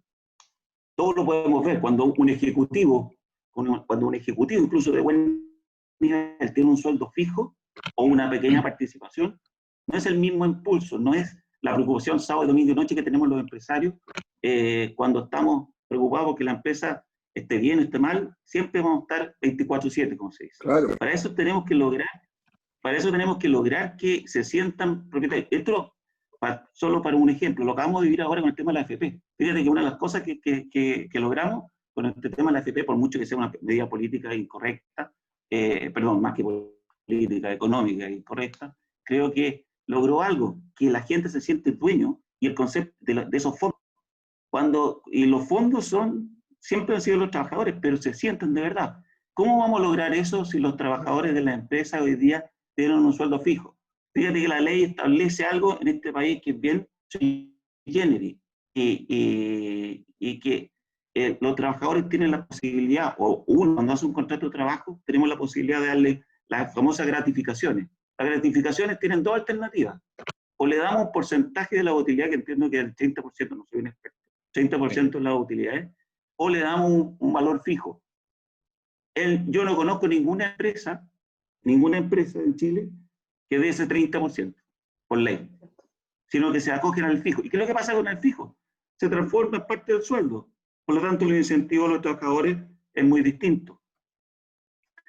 Entonces, y José Luis también explicaba muy bien, creo yo, de que él es una especie de ave rara en los empresarios. En el sentido de que no logra conseguir, y dice, por suerte estoy yo solo acá, porque si tuviera otros empresarios no estarían de acuerdo con las medidas, y eso es muy propio del empresariado chileno. ¿Cómo podemos hacer entonces, proponer desde el empresariado, los que somos empresarios, mayores, menores, que esto se transforme en algo casi obligatorio? Por eso pongo el ejemplo de la gratificación, que yo no sé si el 30% es exagerado, más o menos, pero ¿cómo hacemos para que los trabajadores realmente se sientan que vayan a acompañar un mismo barco? Eso solamente lo vamos a lograr, no necesariamente, son muy buenas las medidas del 10X, en fin, de todo lo que tú propusiste, del cero pobreza o mejorar el Gini, pero a mí me da la impresión que para lograr que realmente no haya un cuestionamiento permanente hacia la propiedad privada, hacia la empresa privada y en definitiva el capitalismo, hoy día tenemos un posible candidato que es comunista, que no puede ser más distinto al dos. Y vamos a correr el riesgo de perderlo todo por no ceder algo de, ya sea, repito, de la propiedad, y yo lo estoy diciendo con conocimiento de causa, o de las utilidades, para que se siente la gente adentro. Y eso tenemos que, de alguna manera, no sé si es una pregunta, pero ¿cómo lo hacemos? Porque no veo que los empresarios tengan esa inquietud, ni siquiera en los momentos que estamos viviendo hoy día. Eso, gracias. Oye, Fernando, comentario sobre el comentario. A ver, varias cosas. Uno, dentro del conjunto de prácticas que mide, por ejemplo, la encuesta mundial de gestión y la que mide el índice de relaciones laborales, está precisamente, una de esos capítulos tiene que ver con cómo se construyen los esquemas de compensación, ¿no? Y la buena práctica, y en ese sentido, tú lo mencionas, una de las buenas prácticas en compensación es la variabilización de las rentas, incluso la participación en la propiedad, también está establecido como una buena práctica, y buena práctica significa que genera valor económico y que genera valor humano, desarrollo humano en paralelo. Y estamos escasos en esa materia, muy escasos, tú mismo lo dijiste, José Luis, probablemente también el caso de Friosur es bien excepcional. Tuvimos una ola de capitalismo popular, se acabó, y ahora son pocas las iniciativas que uno ve de ese tipo. Pero las prácticas de gestión de personas, particularmente en el capítulo de remuneraciones, está contemplado dentro de las 10, 12 prácticas que se miden, y en Chile estamos al debe en esa materia, ¿ya? Segundo, cuando hay algunas cosas, y aquí un poco más le contesto a José Luis, hay algunas estructuras del tejido empresarial chileno que nos benefician para poder echar a andar esto. La cultura es muy importante. José Luis dice, bueno, hay que instalar los valores, hay que creerse esto, y de ahí se echa a andar. Pero como tenemos sectores empresariales, sectores industriales en que tenemos 3, 4, 5, 6 empresas que son muy identificables en cada uno de ellos, yo creo que la oportunidad que estemos todos acá es decir, oye, ¿queremos cambiar las cosas? ¿Podemos hablar o podemos nosotros mismos comenzar con algunas de estas, de la reforzamiento, instalación de estas prácticas?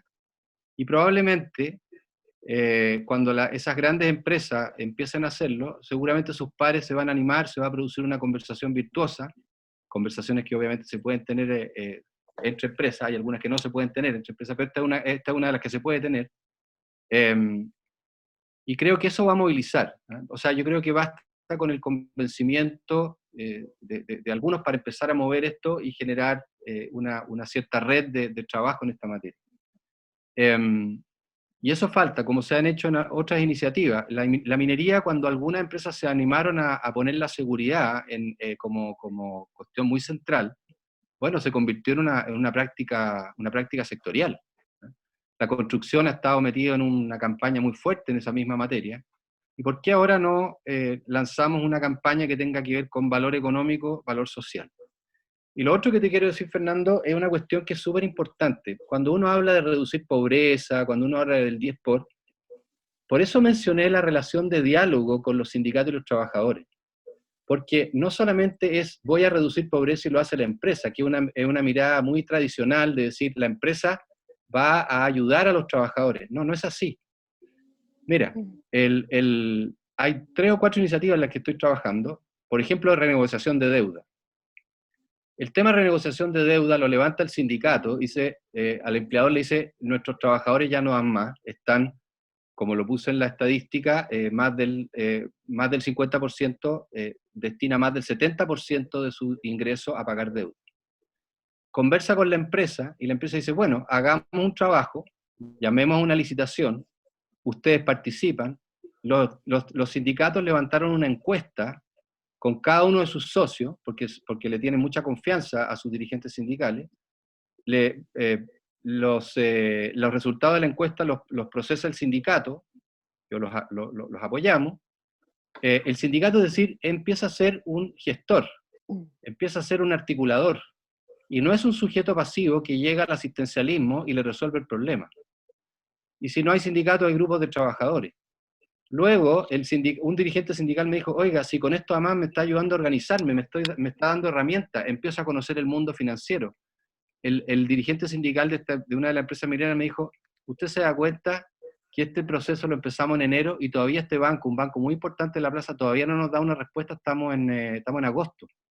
Se empiezan y no habrán otra alternativa, y empezamos, junto con ellos, empezaron a buscar otros bancos, y ellos son partícipes de este proceso. Otro ejemplo, en políticas de vivienda, no es que la empresa le ponga la casa y diga, aquí está su vivienda. Oiga, ¿cómo nos organizamos para hacer una cooperativa de vivienda, para tener más peso en el MIMBU? ¿Cómo gestionamos, veamos entre los trabajadores qué capacidad de ahorro tienen? Entonces, tú le estás entregando herramientas de gestión que después le sirven en la empresa. Son actores activos, no son pasivos, y esto no tiene nada que ver con asistencialismo, nada que ver. A pesar de que el problema que estamos atacando es pobreza, que tradicionalmente se ha entendido como lo que tenemos que atacar verticalmente, que hay alguien que tiene todos los conocimientos, baja la solución, y el otro recibe el paquete completamente resuelto. Entonces, en política social podemos tener un tremendo diálogo, podemos tener una tremenda participación, y eso hay que provocarlo. El empleador no debe permitir que el trabajador se siente y espere la solución. Esa no es la forma de trabajar, y me parece que lo que ha planteado José Luis ha requerido enorme y tremenda cantidad de horas de conversación, seguramente asesoría a los trabajadores para que se organicen una cooperativa en que tengan estatuto y un gobierno corporativo de la cooperativa que sea adecuado para que no se desintegre, y en fin, o sea, eso en términos de cómo se construyen las soluciones, que es muy importante. Y por último, decir que justamente creo que hay que atacar los problemas sociales, porque son problemas económicos finalmente, son problemas de la empresa. El trabajador no se puede sacar de encima el problema que tiene en la casa, no se puede sacar de encima el 70% del sueldo que tiene que destinar a pagar deuda. Entonces, el cómo lo hagamos, en el cómo lo hagamos está toda la diferencia. Y yo creo que ahí estamos hablando de políticas de empresa. De hecho, uno podría ir y hablar con toda la gente que está a cargo de la política de beneficio, de la gerencia de recursos humanos, y decirle, de ahora en adelante vamos a hacer política de gestión de calidad de vida de otra manera. Y podemos cambiar la forma en que se hace. Y eso tiene externalidades positivas tremendamente notables, porque te ayuda a que el trabajador entonces se empodere y tenga otras herramientas que después las aplica de organización, de gestión en la propia empresa. Y finalmente, José Luis, creo que nos ha pasado que con muchas empresas esta realidad que hay, cuando no le aparece alguna métrica, simplemente no la ven. Entonces yo veo el proceso de construcción de cultura desde luego desde un convencimiento del empresario, pero también que el empresario diga, oye, ¿y si medimos esto? ¿Y cómo estamos en esta cuestión? ¿Y si vemos dónde estamos parados? Entonces vamos a empezar a sacar luces y vamos a empezar a sacar situaciones que no teníamos en el radar, y después eso se tiene que convertir en llámalo como queráis, pero un tablero, que son las cosas que miran los directorios, pero Oye, yo estoy diciendo, agrégale un poquito más. Oye, perdona que te interrumpa, Carlos, no, si todo lo que dije es que viene una cosa primero y después la otra. No ganas nada con hacer un tablero si no hay convencimiento, ese era mi punto. Pero obviamente, ya, pero mira, lo que no se mide después no se ve y no se aprecia, sin duda, tienes toda la razón. Pero primero hay que trabajar sobre la cultura, el valor, eso es lo que digo. Eso. Y yo voy a aprovechar la invitación que nos hizo la Carla para que hagamos una sociedad.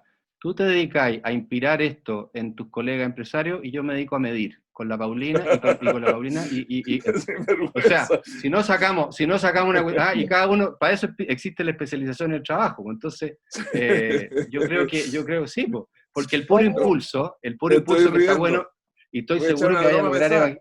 Voy a echar una broma pesada.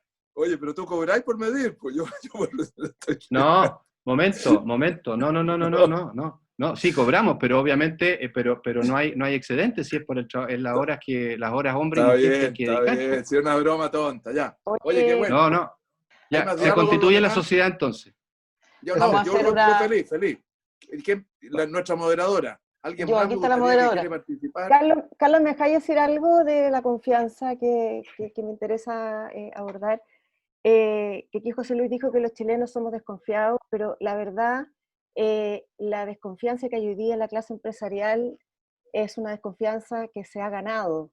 Si uno analiza los últimos 10 años, hemos tenido el caso La Polar, el caso Cascada, el caso Soquimich, el caso La Papelera, el Confort, la colusión de la farmacia, y así suma y sigue. Por lo tanto, acá finalmente esas malas prácticas o actos ilícitos, de alguna manera también pueden tener con un nivel de estructura de compensación o incentivo, porque ¿qué pasa? ¿Por qué los ejecutivos de grandes empresas con reputación terminan haciendo este tipo de prácticas? Y yo creo que acá hay un discurso que tenemos que construir entre los empresarios que no hable tanto de números, sino que hable más de un cuento, que haya un relato detrás, que haya algo que la gente entienda. Y yo lo quiero llevar al caso de la AFP que comentó Fernando. Ahora con el tema de la AFP, a mí me tocó ayudar a personas que nunca en su vida habían entrado a la página, y lo primero que ven y dicen aquí hay fondos A, B, C, D, E. Entonces me preguntan, esto es como el FONASA, los que ganan más están en el fondo A y los que ganan menos están en el fondo E. O sea, y ahí tú te das cuenta que aquí hubo una tremenda pérdida de oportunidad de poder explicarle a la gente desde el principio cómo funcionaba el sistema, para qué servía, y yo estoy de acuerdo con Fernando que hoy día el hecho que el trabajador vaya y retire plata es algo, un hecho concreto, que la plata existe y que está. Entonces yo esto lo quiero llevar al sector empresarial. Acá uno lee muchas veces, y yo me pongo de parte de las personas que no son ingenieros comerciales, que no son economistas, y la verdad es que el lenguaje, la forma, el discurso que hay detrás, no le llega a nadie, no le llega a nadie. Y ahí yo creo que tenemos un desafío súper importante, porque las empresas son el desarrollo, el motor de desarrollo económico de los países. Las empresas son las que permiten reducir la pobreza en los países, y yo creo que tienen una mala reputación pudiendo tener una excelente reputación. Y eso depende también de un discurso que construyamos y que podamos llevar. Gracias, Paulina. Súper buen comentario.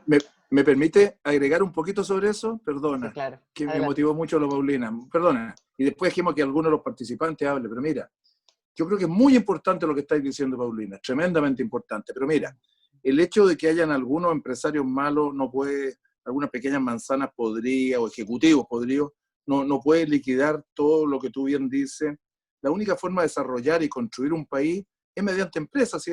Hay dos como grandes instituciones, la familia y las empresas, y son las grandes, los pilares y los ladrillos básicos de la sociedad.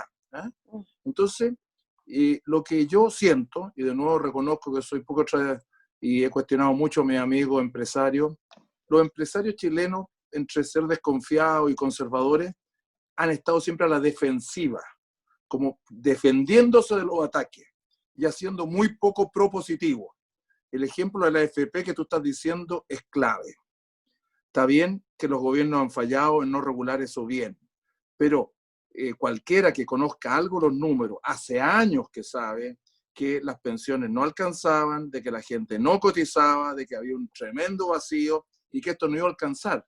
Pero mientras nadie alegara, estábamos todos felices, ¿te fijas? Entonces, yo quiero llamar, y esto es lo importante que quería decir Carla, disculpa, yo creo que en temas de política, digamos, no solo tenemos que trabajar al interior de las empresas, hay que hacerlo, para ser mejores empresas, porque si no, ¿qué estamos hablando? Y donde sin ninguna vergüenza tenemos que salir a decirle al país, no escondernos, el valor de la iniciativa, el valor del emprendimiento, el valor del desarrollo, el valor de que trabajemos juntos, estos tres patas, como decía, trabajadores, ejecutivos y fundadores o dueños, pero y reivindicar eso, pero en forma muy clara, y no escondernos, no estar a la defensiva.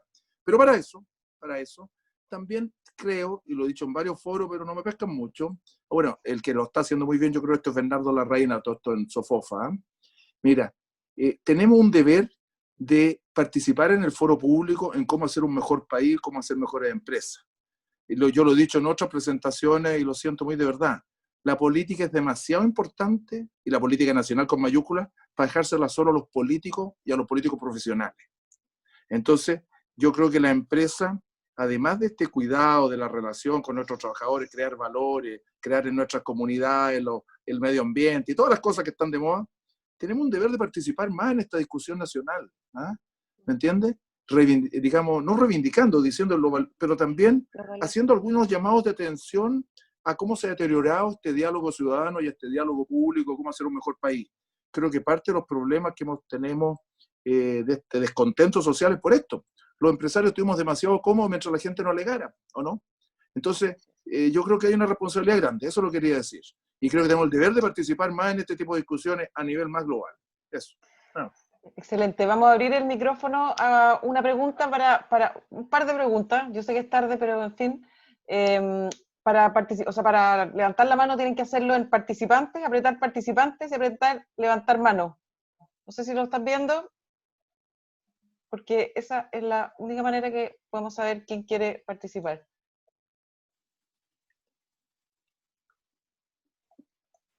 ¿Alguien? Si no, Federico, ¿tú sigues con las preguntas? Sí, por mientras Dale. si quieres seguimos con otra pregunta.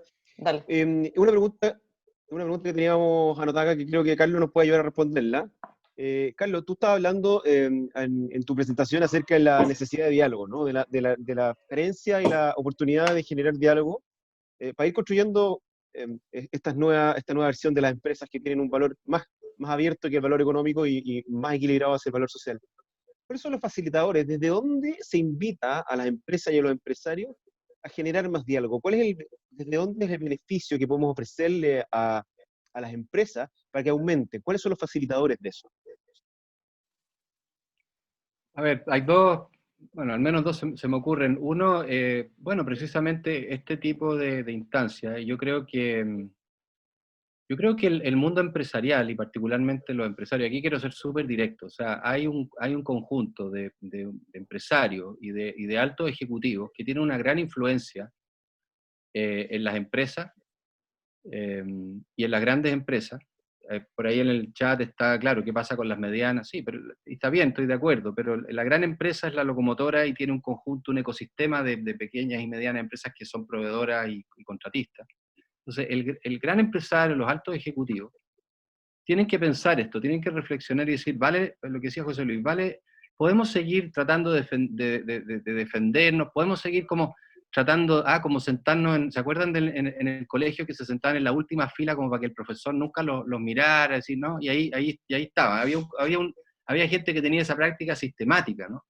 Hasta que de repente te pillaban, pues. Entonces, y eso un poquito, yo creo que eso no puede ser. Yo creo que ese grupo que no es muy grande, José Luis mencionó Sofofa, los gremios, pero también empresarios, ejecutivos importantes, yo creo que hay que juntarse, que no es decir, oye, podemos hacer algo, podemos avanzar algo, ¿por qué no lanzamos una causa, una campaña, pero más que una campaña que tenga una duración más allá, y empezamos a trabajar en algunas cosas concretas.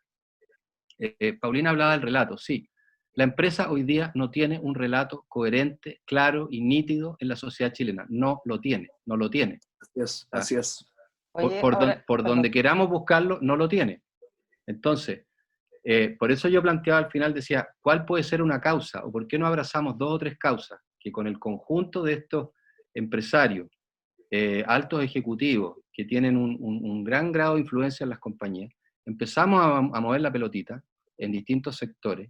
Si tú te vas al sector minería, si tú te vas al sector banca, si tú te vas al sector energía, si te vas al sector comercio, estás hablando de 4 o 5 empresas en cada sector, y con eso ya movilizamos, y esas son las que mueven este país. Después nos movemos hacia la red de proveedores. Eso por un lado, y yo creo que ahí hay una cuestión muy importante. Y lo segundo es, lo que tratamos de hacer es mostrar cuáles son los resultados de las buenas prácticas. Al menos yo me dedico a tratar de ver cómo esto impacta resultados, ¿no es cierto? Y los diálogos laborales.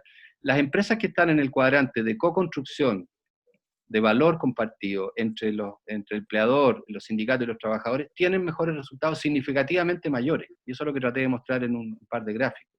Entonces, pero eso creo que no es suficiente. Creo que puede dar señales, si sigue esta idea de que no pasa nada, en realidad llevamos tantos años en lo mismo y nos ha ido bien, ¿por qué tenemos que cambiar? Un poco lo que apelaba José Luis y lo que dice Paulina.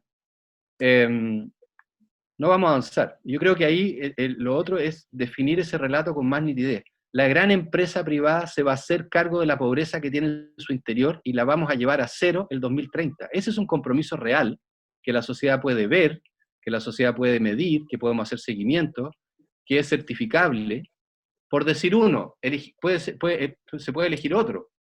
¿Ya? Oye, Carlos, tengo dos personas levantando la mano a los que quiero darles la palabra. Uno es Gonzalo Sangüesa, el otro Heriberto Ursúa, así que los dejo hablados. Espérate, ahí, iniciar audio. ¿Alguien puede darle el audio a Gonzalo, que yo no, por alguna razón? Yo, a ver. Ahí. Perdón, de nuevo, qué pesadilla. A ver. No, ¿qué pasó? No sé qué pasa. A ver, un segundo. Dale. ¿Seguro que tú lo tienes abierto, Gonzalo?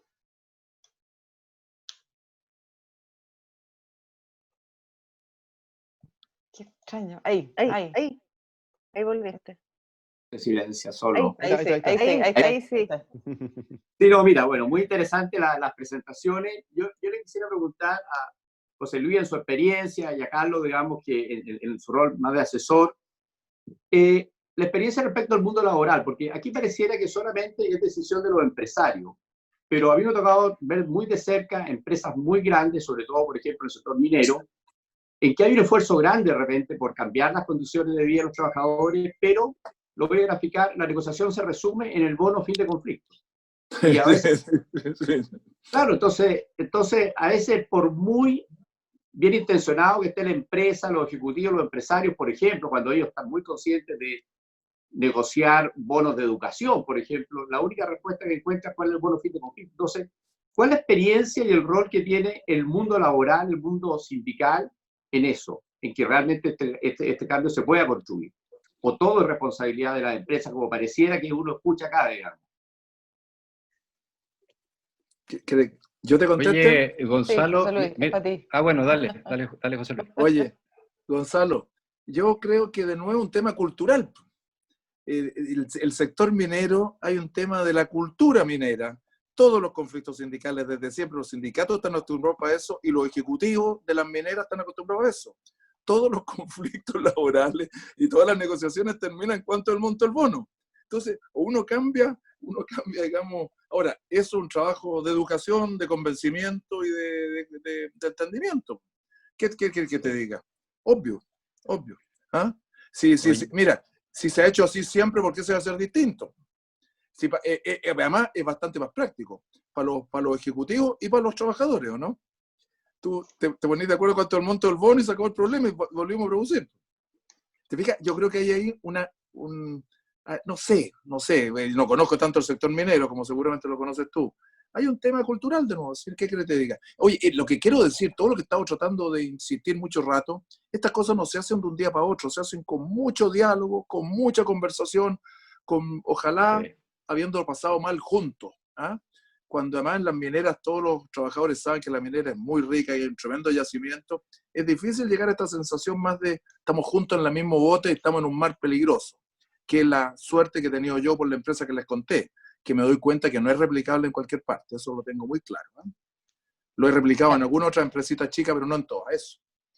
Heriberto y después Charlie Kimber, que también levantó la mano. Perdón, Carla, Carlos, solo apuntar un poquito a la pregunta de Gonzalo. Gonzalo, un par de cositas muy breves. Uno, el bono de término de conflicto lo inventaron los ejecutivos. Claro. Hace más o menos 15 años. Esa es una creación e innovación chilena de un grupo de ejecutivos de una minera en particular bien conocida. O sea, el inicio de esta cultura la comenzaron los ejecutivos. Segundo, hay un trabajo súper importante que hacer y la empresa tiene que dar, el ejecutivo, el empleador tiene que dar el primer paso de entregar mucho más información, mucha más capacitación, mucho más entendimiento del negocio a los trabajadores y a los dirigentes sindicales. Son todavía muy escasas las empresas que entregan, explican, hacen pedagogía permanente de los resultados y los desafíos del negocio en la minería y en otros sectores, de manera permanente. Nosotros hacemos una pregunta, ¿usted entiende cómo su trabajo impacta el resultado de la empresa? Y solamente un 24% de los trabajadores son capaces de contestar esa pregunta. Y lo tercero es que las relaciones laborales o la estrategia de relaciones laborales como las comerciales, las financieras, son decisiones que toma el directorio y la compañía dice hacia dónde quiero ir. Y por lo tanto, en la próxima negociación voy a bajar el bono término de negociación, voy a trabajar eso antes de la negociación y voy a ir moviendo el timón lentamente, como dice José Luis, estos son procesos lentos, y yo lo he visto y he participado personalmente en esos procesos, y voy a ir trabajando otros temas, voy a ir abriendo esos espacios, y el contrato colectivo termina siendo no solamente un contrato lleno de temas de plata, sino que termina siendo temas de educación, temas de mesas de trabajo y productividad, temas de transformación tecnológica, temas de desarrollo, etcétera, etcétera. Pero eso es una decisión que la empresa tiene que tomar, y así como tiene una decisión con los clientes muy firme, vamos a ir a ese segmento y vamos a hacer A y B, lo mismo ocurre en relaciones laborales, y eso sí tiene efecto en un periodo de tiempo relativamente prolongado, porque estas cosas no se cambian de la noche a la mañana. Heriberto, ahí está Sí. Sí, con micrófono. estoy con micrófono, ¿no? Sí. Sí. Hola José Luis, hola Carlos, hola a todos. Hola. Gusto de verlo. Oye, mira, yo entiendo que todo este proceso de cambio es un proceso a nivel mundial, no solamente acá en Chile. O sea, tenemos las protestas en Holanda, en Perú, en fin, en Francia. En el fondo yo siento que todo esto es un cambio medio global. Y nosotros, claro, como lo sentimos nosotros acá en Chile y tuvimos este estallido social, entonces la verdad que esto está ocurriendo en todas partes. Y la pregunta mía es que, de hecho, yo siento que dentro del desarrollo, no tengo idea, yo creo que el tema climático y el tema, al final, cómo se van a manejar las democracias, van a ser temas muy de fondo, como también las pensiones. Hoy día todos los sistemas, prácticamente todos los sistemas del mundo de pensiones están quebrados. Y yo de alguna manera siento que aquí siempre se le critica al empresariado o a no sé qué. Yo la verdad que pienso que hemos dejado que avance demasiado el populismo y no hemos ido a atacar la cancha a la mitad del camino. Y también creo que al final del día el sector, digámoslo, empresarial, no hemos sabido, de alguna manera, siendo que tiene gente tan inteligente, encuentro que son gente muy preparada, no ha podido tratar de explicar bien a las personas cuáles son los aportes reales de las compañías. Y aquí, en este ámbito, le quería preguntar, porque hoy día nos estamos enfrentando, hoy día, claro, que se nos vino encima la ola, y tenemos que ir a reaccionar a la mitad del camino. Entonces, yo me quería preguntar a Carlos y a José Luis, ¿qué opinan de ese tema, de cómo uno tiene que ir a avanzar, a conversar a la mitad de la cancha? Y si realmente creen que el populismo es solo en Chile o es en todas partes. Yo estoy convencido que es en todas partes, pero hay que ver cómo uno lo controla. ¿Podéis definir esa imagen, qué es lo que es conversar en la mitad de la cancha para poder responder? Lo que pasa es lo siguiente, que lo que ha ocurrido es que tú explicaste muy bien de que el empresariado estaba muy tranquilo porque tenía todas sus normas, toda su institucionalidad. Entonces, se queda tranquilo. Y hasta que un día esta cuestión explotó. Pero no explotó solamente en Chile, eso es lo que te quiero decir. Yo veo hoy día, tú tienes, por ejemplo, les voy a contar cosas en otros países, que para la pandemia consideraron que era ilegal que tú le pusieras el termómetro a una persona en algunos países. ¿Ah? ¿Por qué? Porque es un ataque a la privacidad. O sea, lo que quiero decir es que los derechos de las personas empiezan a ser tan importantes y las medidas que se empiezan a tomar los gobiernos es porque se le viene encima la sociedad. Y el empresariado de verdad que no ha sido capaz de pararlo a ir a conversar a la mitad de la cancha. Entonces, Carlos, yo entiendo que tú te dedicas básicamente a hacer estos conversatorios. Y tú, José Luis, tenés una visión muy social de cómo tiene que ser el empresariado. Pero no sé si esa es la solución para los problemas que estamos viviendo hoy día. ¿Quién va a contestar? Carlos primero. José Luis siempre me tira, oye, si esto es una sociedad, te toca te tira la pelota. ¿Hasta cuándo? ¿Hasta cuándo? Así me ayuda. Ya, socio, dele nomás. Es que yo voy a ser franco, Heriberto, no te entiendo mucho la pregunta. Tú dices, ha faltado que los empresarios y los representantes de las empresas hablemos más claro de cuánto aportamos a la sociedad. No puedo estar más de acuerdo. Y eso es lo que decía, que tenemos un deber de participar más en este foro público, foro ciudadano. y no dejárselo a los políticos nomás, porque estamos viendo que están con incentivos bastante más perversos que los nuestros en su participación. Hemos visto la actuación el último tiempo. Todos los políticos, no estoy criticando a ningún sector en especial. Tenemos que explicitarle más a todos, ojalá dentro de nuestras propias empresas, y al país el valor que aportamos, el tremendo valor que se aporta de este desarrollo de empresas, no tengo ninguna duda. Y en eso no hemos, por comodidad, por timidez, por el paradigma este antiguo tan antiguo y que además estuvo muy fuerte aquí, pues acuérdate que toda la cultura, digamos, del gobierno militar fue la de los Chicago Boys, o sea, el único deber de la empresa es producir utilidad para sus accionistas y todo lo demás no importa. Demostró ser una visión un poquito estrecha. Lo notable es que la Universidad de Chicago es la universidad más amplia y más universal del mundo. Yo me he reivindicado con ella últimamente. Es que me explico, es una tremenda universidad con una tremenda visión cultural, social, espectacular. No sé, yo creo que está claro que las empresas no son solo para producir utilidades para sus dueños, sino que tenemos un deber de contribuir al desarrollo de nuestras comunidades, de nuestro país, en forma integral y completa. No tengo ninguna duda. Y eso parte por tener buenas prácticas dentro de la empresa, como nos ha explicado el profesor Portales, ¿no es cierto? Y al mismo tiempo encargarnos de las externalidades negativas que algunas producen y hacernos cargos de ellas, así de sencillo. Yo creo que lo que hace Charlie es un ejemplo, por ejemplo, estoy viendo, en serio, cómo ha cambiado la... No, de verdad. La palabra, sí. Oye, totalmente, pero evidente, de hacerse cargo que hacerse cargo del problema completo, no solamente de producir resultados. Y no puedo decirte más, que creo que tenemos que salir más, estoy de acuerdo. Eso. Complementar a mi socio, muy breve para lo que pregunta Heriberto. Yo creo que hay una cuestión súper concreta, Heriberto. Mira, José Luis planteó que sus propios trabajadores habían sido los motores de conservar y darle sustentabilidad a Friosur, en la empresa. Claro. Ustedes, muchos de los que están acá en los negocios en que están, también habrán tenido la experiencia de sindicatos que han sido actores fundamentales, por ejemplo, trabajadores, líderes laborales, en lograr que empresas logren aprobar sus permisos ambientales. Conozco 2 o 3 mineras que así ha ocurrido, digamos, el rol de los trabajadores ha sido fundamental. Entonces, un trabajador hace poco me dijo, los que verdaderamente defendemos la empresa y le damos sustentabilidad somos los trabajadores. ¿Qué quiero decir con esto? Que tú tienes que generar esa plataforma, entregar información, entregar capacitación a trabajadores, a dirigentes, juntarte a resolver, y cuáles son los problemas que tenemos que resolver. Tenemos que resolver problemas de negocio, y también tenemos que resolver problemas humanos dentro de la organización. No basta solo con salir a hablar, hay que decir, estas son las iniciativas en las que estamos metidos. Estamos trabajando en esto y en estos temas, y estamos empleador, ejecutivo y trabajadores.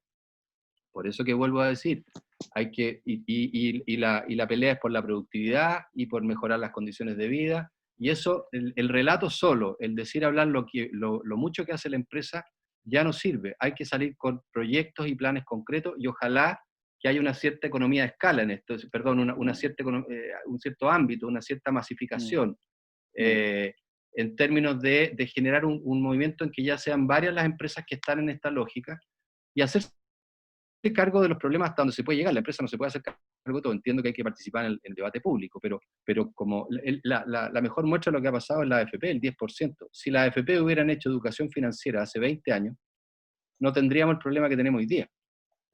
Y faltó conversación, y faltó diálogo, y faltó entendimiento, y hubieran sido los propios cotizantes los que hubieran dicho no, o sea, entonces creo que hay cosas muy concretas que hacer para echar a andar esta máquina de instalar no solo el discurso, sino prácticas específicas, visibles y razonablemente masificadas en la gran empresa, que pueda empezar a mover las cosas en sentido distinto. Charlie, Kimber. Sí, Carla, muchas gracias. Hoy yo no tengo una pregunta, solamente un agradecimiento. Creo que participar en estas conversaciones es un lujo. Yo la verdad que no sé por qué me invitaron, pero por suerte vine. Además que está Carlos y José Luis, y poder escucharlo y conocer a Paulina, pero creo que hemos tenido 3 presentaciones que son de esas presentaciones, de esas conversaciones catalizadoras, yo comparto con lo que dicen ustedes acá. ¿Por qué no poner una meta ambiciosa del 2030, cero pobreza, por ejemplo? Y estas cosas se pueden hacer. Yo creo que hoy hemos aprendido de la importancia de incorporar, generar nuevos conocimientos, del rol que juega la empresa. La empresa no vamos a poder resolver los problemas sociales, los desafíos son grandes, pero tenemos que no solamente trabajar en restaurar y proteger el libre mercado y el rol de la empresa, sino que también, como se dijo, incluso en mejorar la sociedad civil.